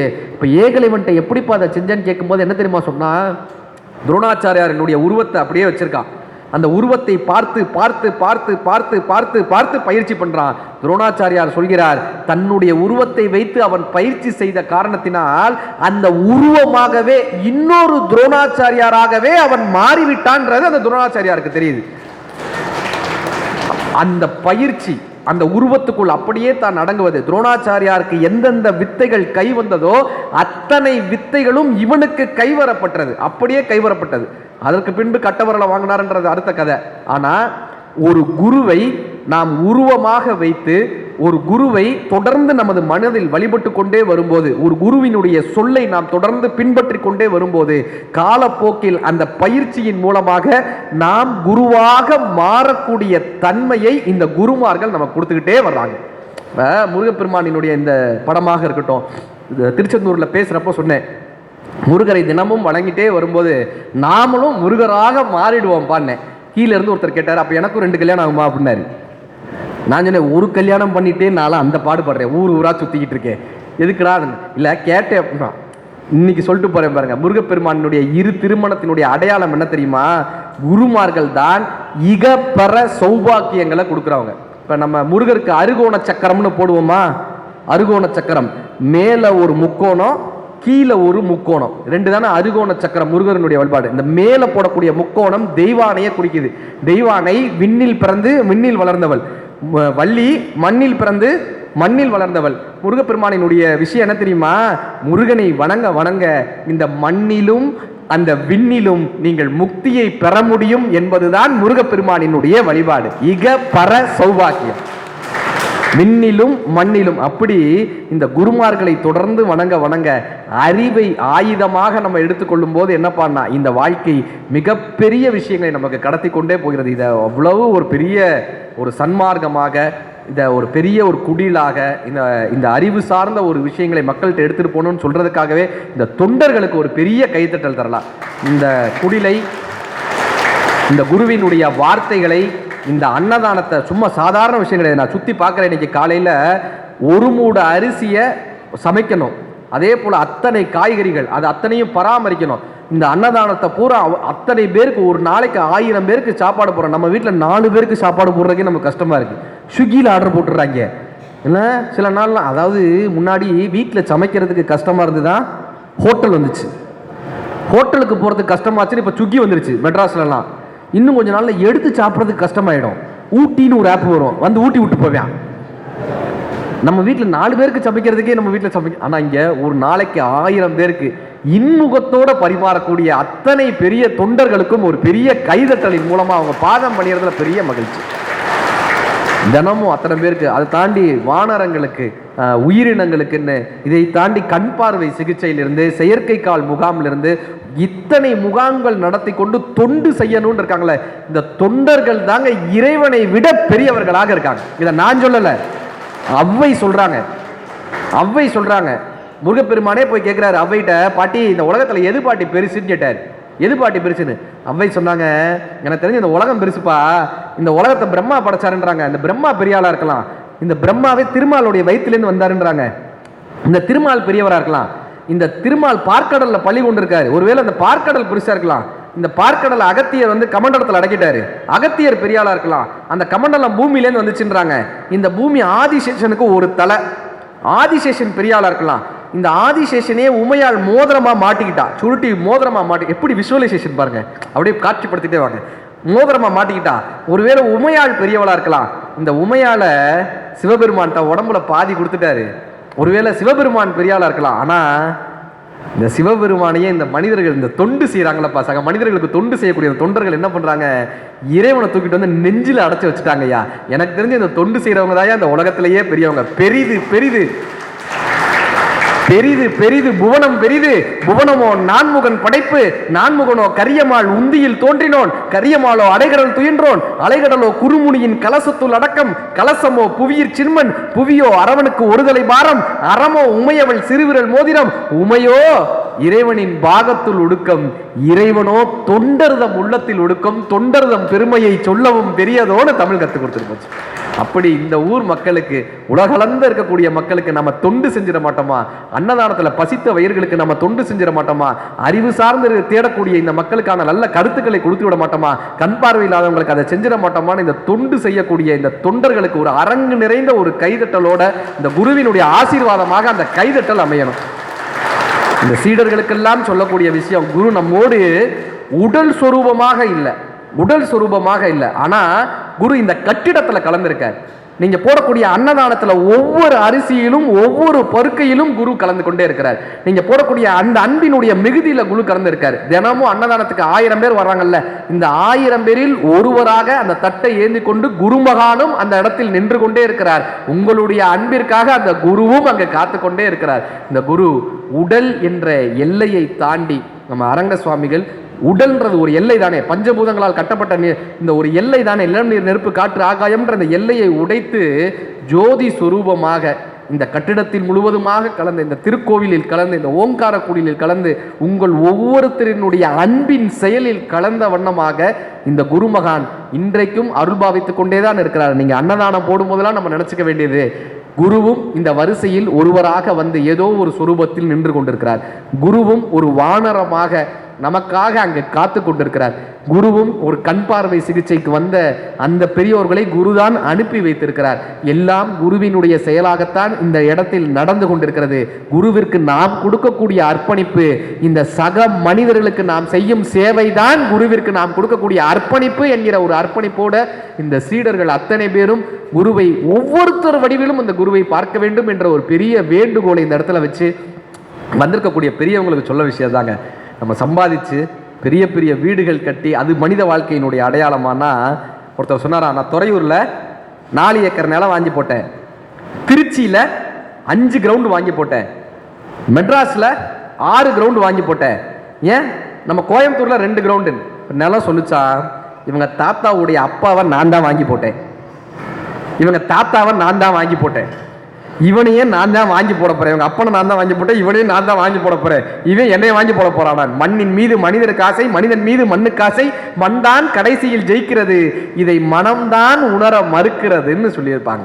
அப்படி இந்த மண்ணுக்குள்ள போகக்கூடிய இந்த மனிதர்களுடைய வாழ்க்கை எப்படிப்பட்டதுப்பா, சாதாரணமாக பிறந்தோம் வாழ்ந்தோம் இறந்தோம்ன்ற தாண்டி, இப்போ வாரியார் சாமிகள் வாழ்ந்த காலத்தில் தான் எங்கள் தாத்தா வாழ்ந்தார், ஆசா ஞானசம்பந்தன் ஐயா வாழ்ந்த காலத்தில் தான் எங்கள் தாத்தா இருந்தாங்க, பெரியவங்க வாழ்ந்த காலத்துலலாம் எங்கள் தாத்தா இருந்தார். இன்றைக்கி எங்கள் தாத்தா எங்கள் வீட்டில் படமாக இருக்கார், வாரியார் சுவாமி பாடமாக இருக்கார். நம்மளுடைய வாழ்க்கை படமாக இருக்க வேண்டுமா, பாடமாக இருக்க வேண்டுமான்னு பட்டினத்தார் ஒரு பாட்டு எழுதியிருப்பார். உடற்கூற்று வண்ணம்னு அந்த பாட்டினுடைய பெயர். இந்த மனித வாழ்க்கை எப்படிப்பட்டதுப்பான இந்த ஒரு பாட்டை சொல்லி முடிச்சிட்டேன். கிட்டத்தட்ட 2 மணி நேரம் ஆக போகுது. ஏன்னா வரும்போது ஐயா கிட்ட கேட்டேன், ஐயா நான் எவ்வளோ நேரம் ஐயா பேசணுன்னே, நீங்கள் எவ்வளோ நேரம் வேணாலும் பேசுங்க, 8:30 மணிக்கு நாங்கள் எந்திரிச்சிருவோன்னாரு. ஒரு நகைச்சுவைக்காக, எவ்வளோ நாளும் பேசுகிறேன், எங்கள் மக்கள் அமர்ந்து கேட்பாங்கன்னாங்க. அவ்வளோ சந்தோஷங்க. ஏன்னா ஒரு சினிமா கூட 2 மணி நேரம்னா 4 வாட்டி எந்திரிச்சு போயிட்டு வந்துடுவோம், கரெக்டா? ஆனால் ஒரு சொற்பொழிவுக்கு, ஒரு ஆன்மீக விஷயத்தை கேட்பதற்கு உட்கார்ந்த இடத்திலிருந்து 2 மணி நேரம் அமர்ந்திருந்த மக்களை இந்த துறையூரில் மட்டும்தாங்க பார்க்குறேன். பேச்சாளராக இந்த மேடையில் உட்கார்ந்து உங்களுக்கு ரசிகராக உட்கார்ந்து இந்த அப்படி ஒவ்வொரு முகத்தையும் எப்போ வரும்போது இருந்து அதே சிரித்த முகத்தோட அதே உணர்வோடு அப்படி அமர்ந்து கேட்கக்கூடிய முகங்கள், அதே பக்தி சார்ந்த முகங்கள். இது துறையூர் மக்களை பார்க்கும்போது எனக்கு ஒரு பெரிய நம்பிக்கை என்ன வருதுன்னா, இந்த ஆன்மீகமும் தமிழும் அடுத்த தலைமுறைக்கு பத்திரமாக கடத்தி கொடுக்கக்கூடிய மக்கள் துறையூர் மக்களாக இருக்கிறீர்கள். ஆன்மீகத்தை காப்பாற்றக்கூடிய மக்களாக இந்த ஓம்காரக்குடியை சேர்ந்த மக்கள் இருக்கிறீர்கள். ஆன்மீகத்தினுடைய மிகப்பெரிய அரணாக இந்த குருவினுடைய சீடர்கள் இருப்பதற்கு, குருவினுடைய திருக்கமல பாதங்களை பணிவதற்கு மிகப்பெரிய ஒரு நன்றி. இந்த ஒரு தருணத்தை எனக்கு ஏற்படுத்தி கொடுத்ததுக்கு ஒரு பெரிய நன்றி. பட்டினத்தார் தான் ஒரு பாட்டு பாடியிருப்பாரு, உடற்கூற்று வர்ணம்னு. இந்த மனித வாழ்க்கை எப்படிப்பட்டது பாரு. உலக லிட்ரேச்சர்ல இப்படி ஒரு பாட்டு கிடையாது. உலக லிட்ரேச்சர்ல இப்படி ஒரு பாட்டு கிடையாது. மனித வாழ்க்கை எப்படிப்பட்டது, பிறப்பிலிருந்து இறப்பு வர ஒரு மட மாதும் ஒருவனுமாகி இன்ப சுகம் தரும் அன்பு பொருந்தி உணர்வு கலந்து ஒழுகிய விந்து ஊறு சுரோனிதம் மீது கலந்து பனியிலோர் பாதி சிறு துளி மாது பண்டியில் வந்து புகுந்து திரண்டு பதுமடர் கமடம் இதுவென்றாகி. உயிர் தாமர மொட்டு மாதிரி உயிராகுமா. பதுமடர் கமடம் இதுவென்றாகி பார்வை மெய் வாய் செவி கால் கைகள் என்றே உருவமும் ஆகி உயிர் வளர் மாதம் 9 நிறைந்த மடந்தை உதர மகன்று புவியில் விழுந்து யோகமும் வாரமும் நாளும் அறிந்து. ஜாதகம் பார்ப்போமா, குழந்தை பிறந்தோன்னு. யோகமும் வாரமும் நாளும் அறிந்து மங்கையர் சேனை தானனை ஆடை மடமயில் கொங்கை அமுது உண்டு ஓரறிவு ஈரறிவு ஆகியே வளர்ந்து. இந்த தாய்ப்பால் குடிச்சோனே ஓரறிவு 2 அறிவு ஆயிருமா. ஓரறிவு ஈரறிவு ஆகிய வளர்ந்து ஒளிநகை ஊரல் இதழ் மடவாக உவந்து முகந்திட வந்து தவழ்ந்து வாயிறு போய் என நாமம் விளம்பி உரைமணி ஆடை அரைமணி ஆட. டவுசர் நிக்காதான்.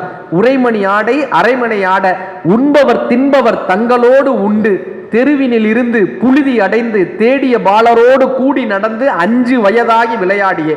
5 வயசு ஆயிடுச்சு என்னப்பா பண்ணுவாங்க. உயர்தரு ஞான குரு உபதேச முத்தமிழின் கரைகளும் கரை கண்டு வளர்பிற என்றே பலரும் விளம்ப வாழ் 16 பிரயாயம் 16 வயசு ஆயிடுமா.